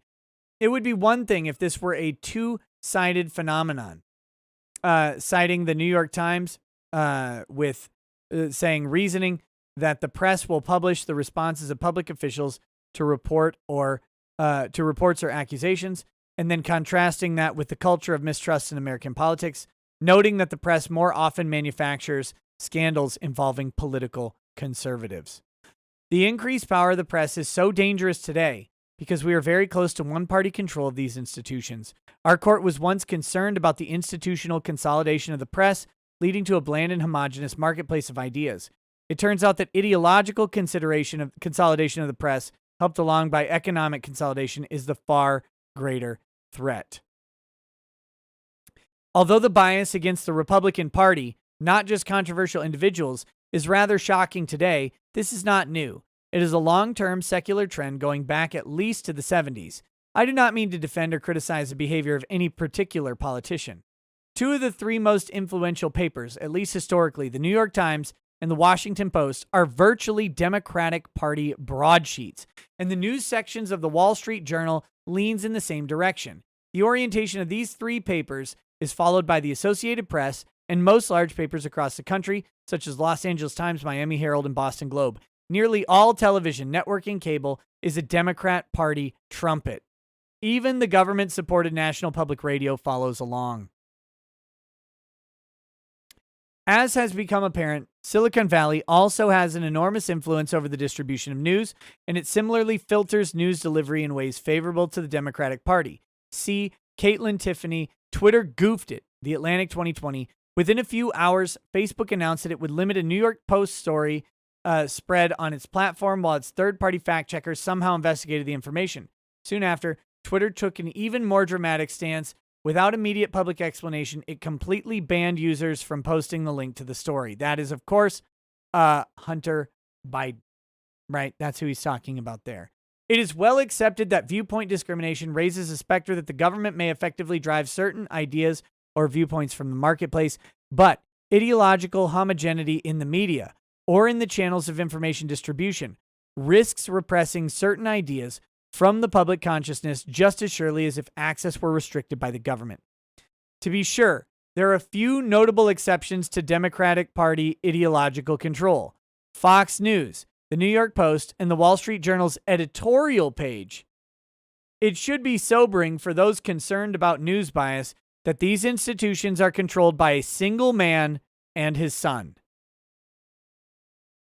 So there's one guy, he's saying. There's one guy out there.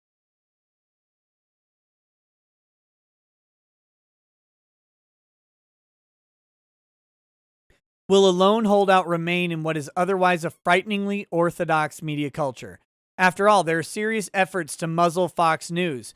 And although upstart, mainly online conservative networks have emerged in recent years, their visibility has been decidedly curtailed by social media, either by direct bans or content-based censorship.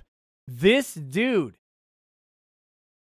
knows it.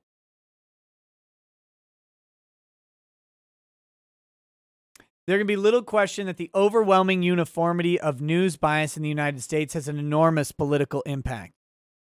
That was empirically and persuasively demonstrated in Tim Gross-Gloz's insightful book, Left Turn: How Liberal Media Bias Distorts the American Mind. Professor Grosclose showed that the media bias is significantly to the left. And this distorted market has the effect, according to Grosclose, of aiding Democratic Party candidates by 8 to 10% in the typical election. That's a game-changing bump. It's amazing. And now, a decade after this book's publication, the press and media do not even pretend to be neutral news sources. It should be borne in mind that the first step taken by any potential authoritarian or dictatorial regime, oh shit, he's going in. Somebody buy this judge some life insurance, is to gain control of communications, particularly the delivery of news. It is fair to conclude, therefore, that one-party control of the press and media is a threat to a viable democracy. It may even give rise to countervailing extremism. The First Amendment guarantees a free press to foster a vibrant trade in ideas, but a biased press can distort the marketplace. And when the media has proven its willingness, if not eagerness, to so distort, it is a profound mistake to stand by unjustified legal rules that serve only to enhance the press's power. This guy is awesome. This guy is awesome.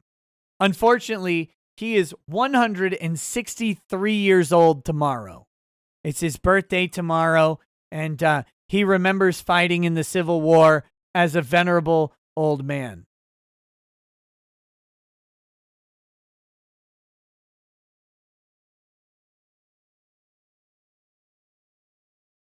But this is a great dissent. I wanted to read it in its entirety because he rips apart everybody. This guy, you can see him, right? You can see this guy going, just standing, yelling into the wind. What the hell? What the hell is happening? That's that guy. Should I read that footnote real quick? Let's read the footnote. The reasons for press biases are too complicated to address here, but they surely relate to bias at academic institutions. He had to throw them in too.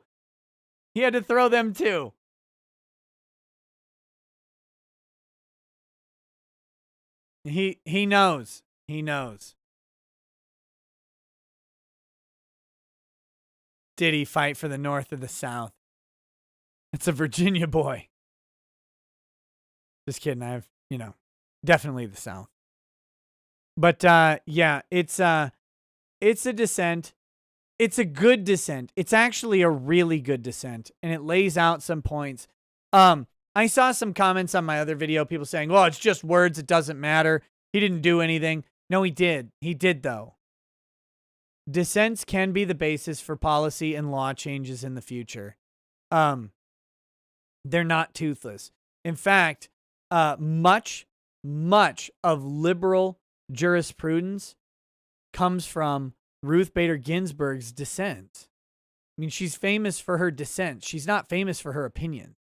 I have the stupid card game from Ruth Bader Ginsburg. I dissent because someone got it for me as a joke. But that's the dissents. The dissents are what change policy in the future. And so this guy lays out a thorough dissent that goes well beyond the issue and talks about the very reasons that these things need to be addressed. And hopefully at some point they will. But just because it's a dissent doesn't mean it doesn't matter. And a judge sometimes can do little more than dissent.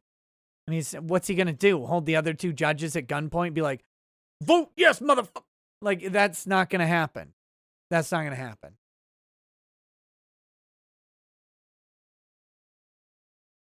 So it's a good dissent, but more importantly, it's a reminder. This is a guy on the D.C. Circuit Court of Appeals. There are judges out there who get it. There are judges out here complaining about this stuff, and if enough of them go, there's always a possibility that we'll get some action on some of these cases.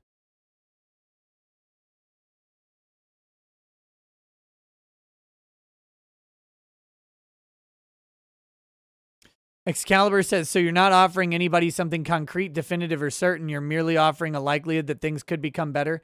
Look, buddy, you have a 3-judge panel. And unless you can force the other two judges to vote the same way. All you can do is write the dissent. But again, the dissents in bad opinions have led to the changing of those bad opinions in the future. And more importantly, well-reasoned dissents are how you do it. There's literally done whatever he can do other than murder the other judges, which I still don't think would get the votes you want. People today are blowing my mind. Like, it's this criticism of, if someone isn't literally Superman changing the entire goddamn planet, for some reason what they've done is of no value, that's ridiculous. That is a stupid perspective, and you've got to excise it from your brain, because none of you are doing it either. Nobody out there is single-handedly changing government. And if you're looking for one fucking one-eyed savior with a shotgun in his hand to go through and purge the entire goddamn corrupt government, you will never, ever find them. Ever. And again, it's a stupid proposition to say that no effort is valuable unless it changes the fucking planet. Get it out of your brain. Stop thinking that way. It's a dumb way to think. It's not how our government was even designed to work. Our government relies on a majority of voices, a majority of representative voices. It relies on a wave of momentum. That's how changes occurred.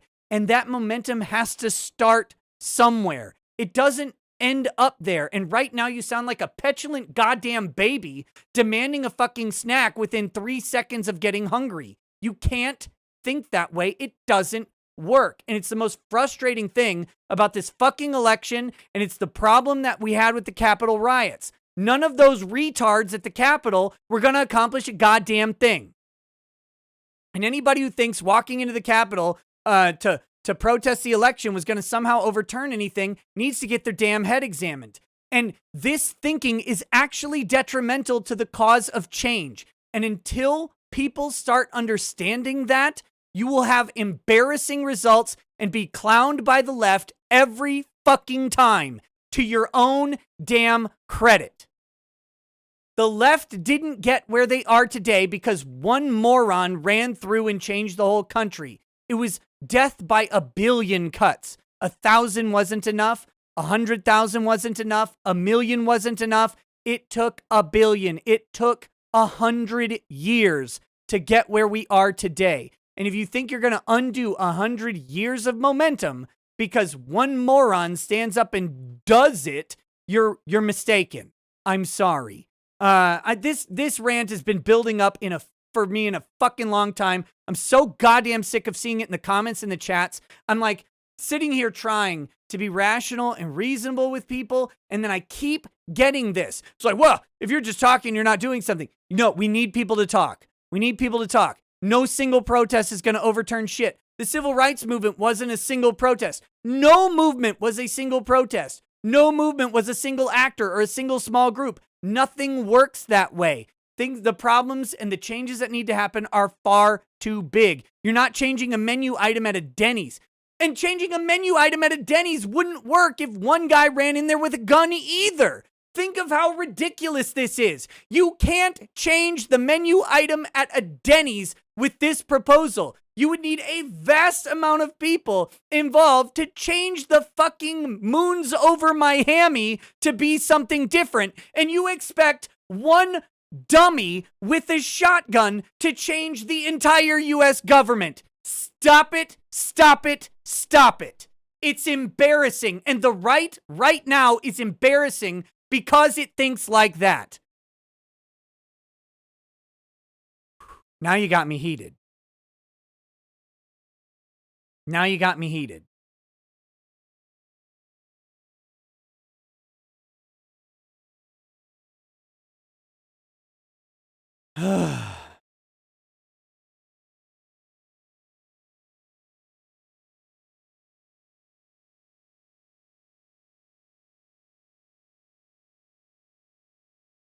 Two shotguns might work though. Eric Allinger. Yep, you're right. The one guy's double pumping, then flipping up to the triggers. He's got it. He's got it.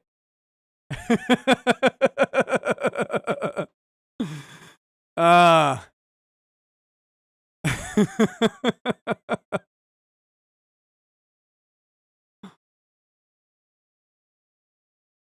my goodness.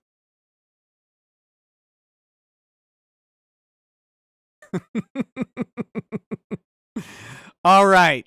So that is the decision.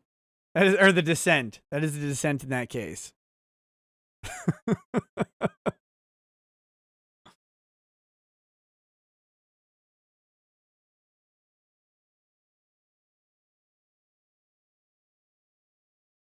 All right.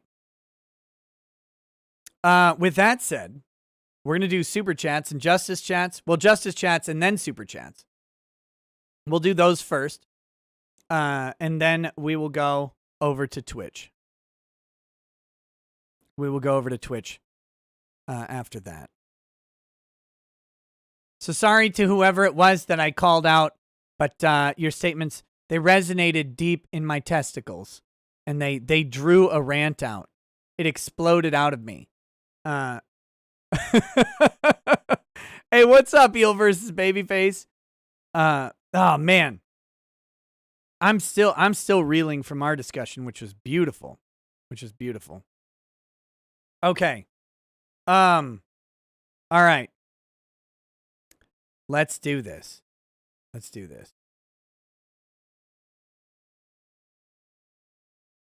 Night of Hope says, neat.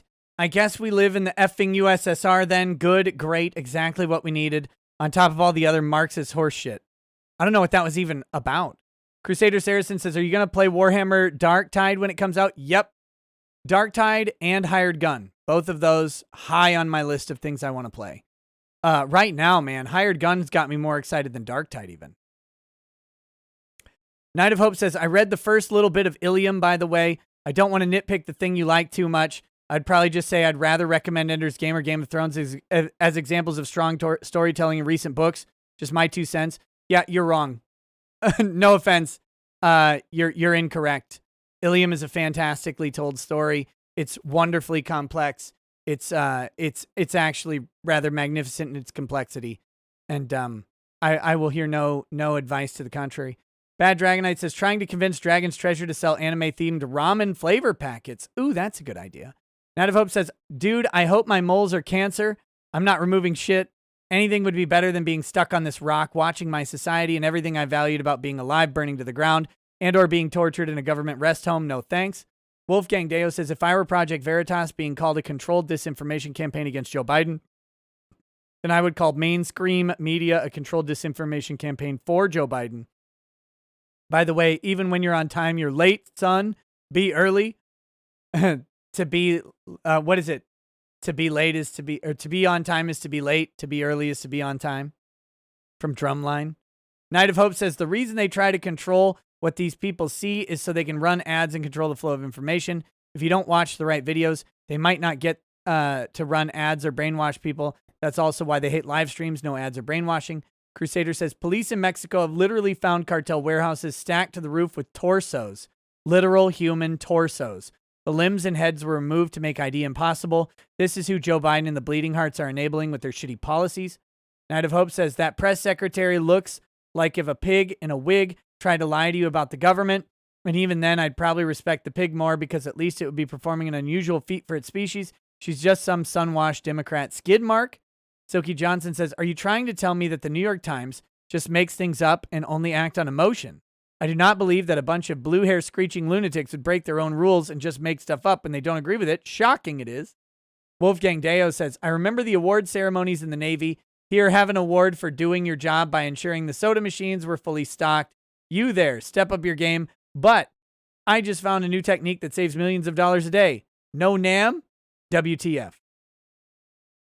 Bad Dragonite says, did you see that Gambit from the X-Men is now a strong, independent black woman? Come on now. Joshua Sanabria says, I feel like simple non-compliance on a large scale would nip a lot of this in the bud, but why are people so hesitant to do so, even in the face of blatant abrogation or individual liberties? Fear, complacency, apathy. It's fear. It's fear. They fear for their stuff. They fear for their protection. They fear for their comfort. And the government is very good at instilling that fear. And the social ostracism that's been generated by a media campaign is very good at it. I mean, look at the way people are treated when they don't wear masks, for example. It's not just the government threatening the mask mandate. It's the social ostracism that comes from all of the stories painting a person who doesn't wear a mask as a murderer. That's how they did it. They fear that societal pressure. They fear that they're going to show up on a Twitter feed and get fired. They fear all of these things.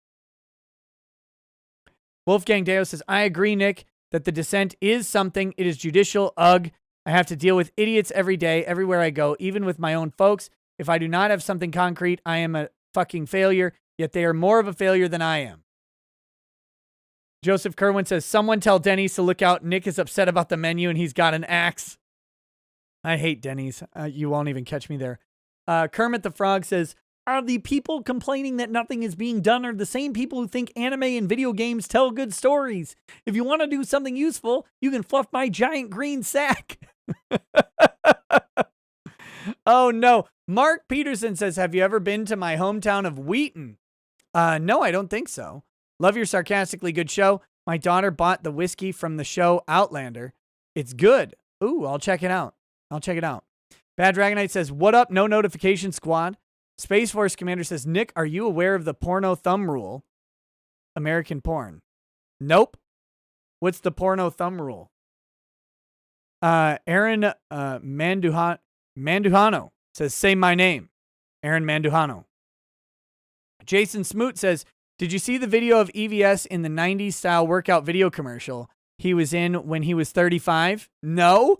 Hilarious. Sheila Aliens had it on Twitter and I tagged you. Also myself, I'm having a couple glasses of Blanton's. Ooh, nice.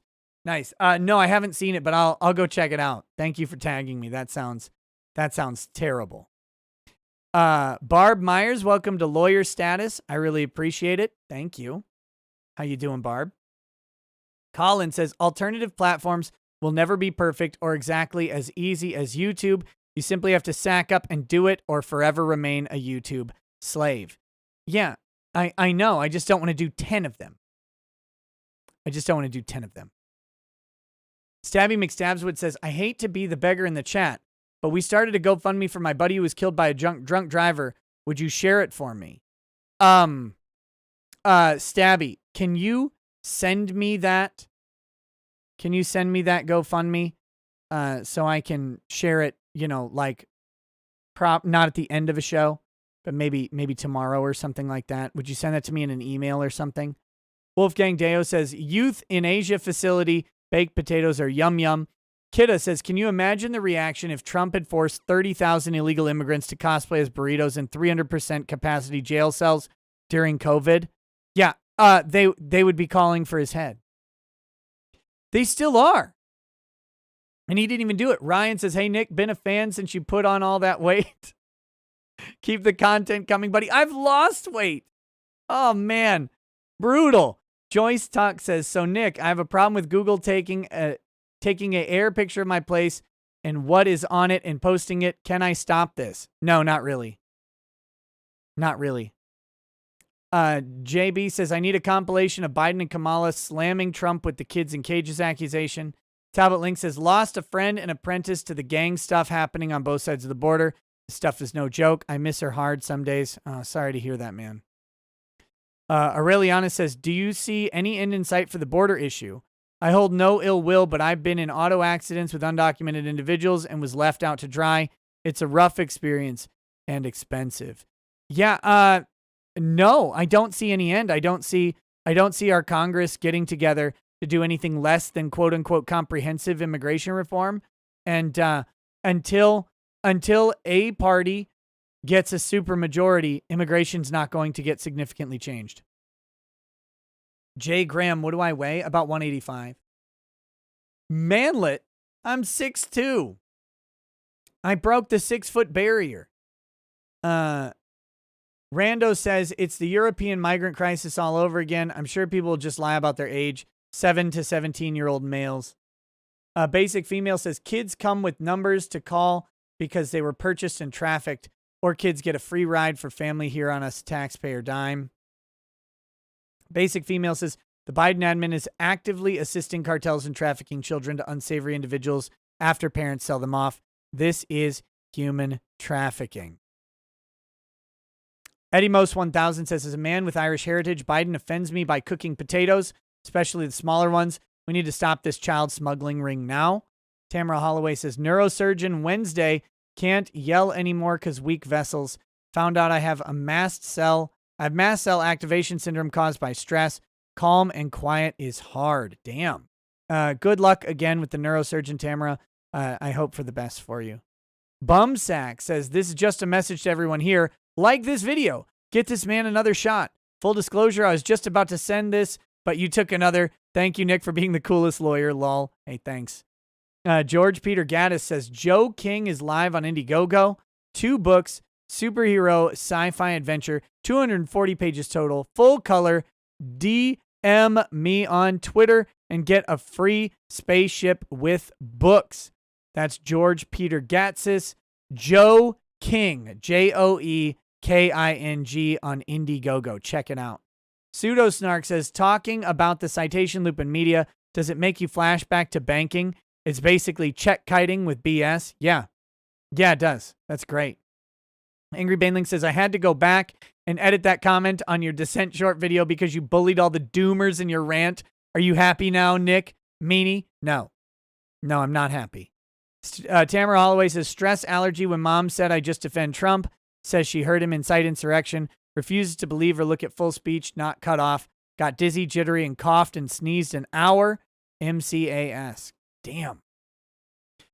Blaine 20, welcome to member. I saw you say you had to redo it because of a payment glitch. Thank you for that. And then Krusty says, I'm so black-pilled. Western societies are becoming so accepting of totalitarian dictatorship. Please tell me things will get better. They will. They will. I actually have lots of faith that things will get better. I do. It might be hard in the meanwhile. It might take a little bit of time. It does take time for the pendulum to slow down and swing in the opposite direction. But I do think things will get better. Bad Dragonite says, Discord DMs for strong, independent Black Gambit. I never want to look at that, ever. Real Donald Trump says, Wolfgang Deo is the greatest bastard I've ever known. He told me to back off the national coup emergency due to the inclination of idiots to overreact last March. February 2020, he wished me well in India, but reminded me not to rush the vaccines. Terrific guy, wonderful guy. That Wolfgang Deo, he's fantastic. A beautiful bastard. There you go, guys. That's the chats. We're done. That's everything. Oh, I was reminded to real quickly show that Teespring thing. Give me just a second, and I will pull it up just for a final plug of the product, mainly because people are actually buying it, which is different from normal Teespring stuff, so it must be resonating with people. So here, I will pull up a shirt, and this is a woman's shirt that Destiny would wear, for example. It says, my rights don't care about your feelings, and that's the woman's shirt. There's a tank top for men or women. There's a man's shirt. There's a mug. The mug comes in all, these things come in different colors too. There's a water bottle, like a insulated mug, and there's also just stickers if you like those as well.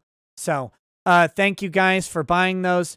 I try to make them reasonably priced, because they default like $10 higher for everything, which is absurd.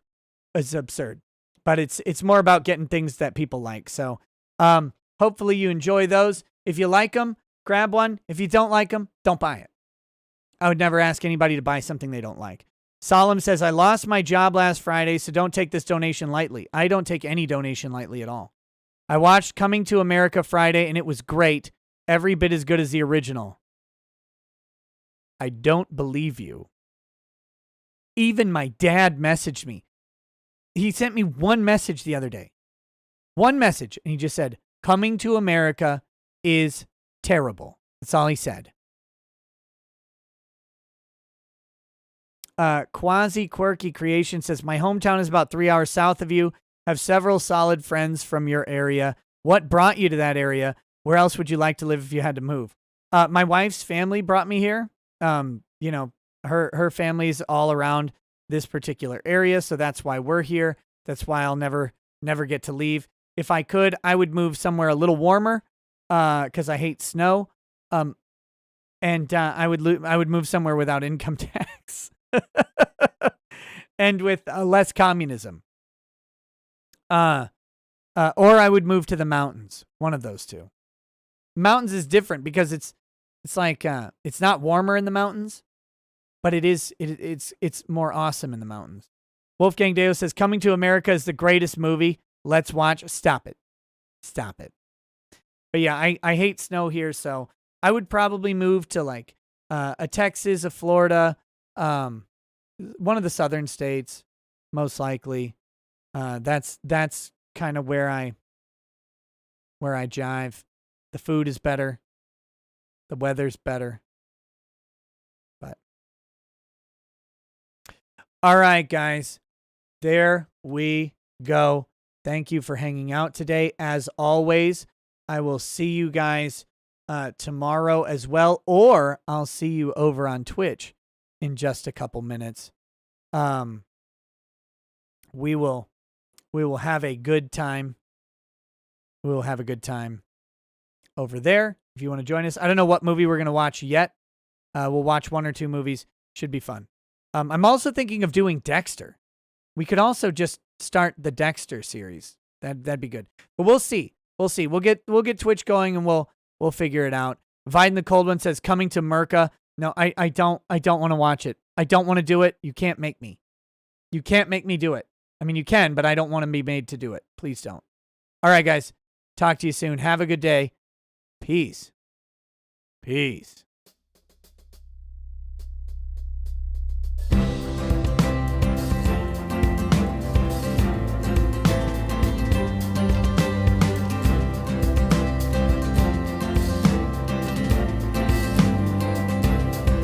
Oh, he drinks a fair bit, but you realize that it just helps get his noggin jogging along. With his glass by his side and his kids asleep tight, we'll hear some law-splaining tonight.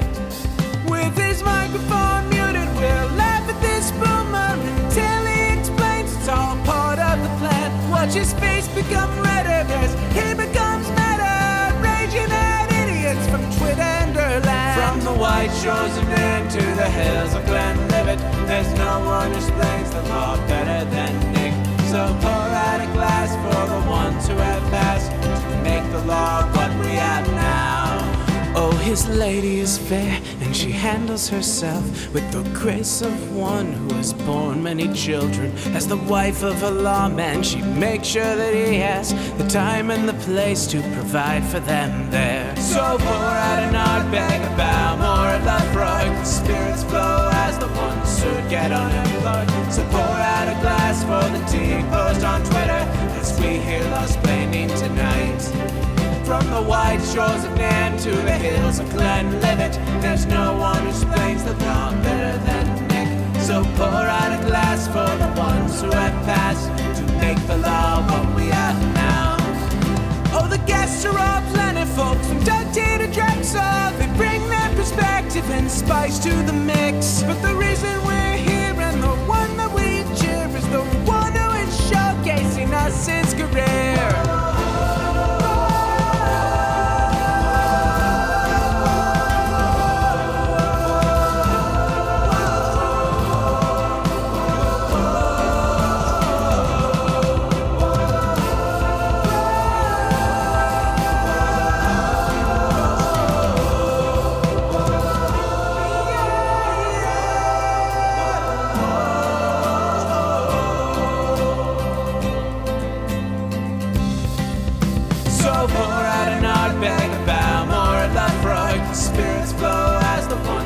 Get unemployed. So pour out a glass for the tea post on Twitter as we hear law-splaining tonight.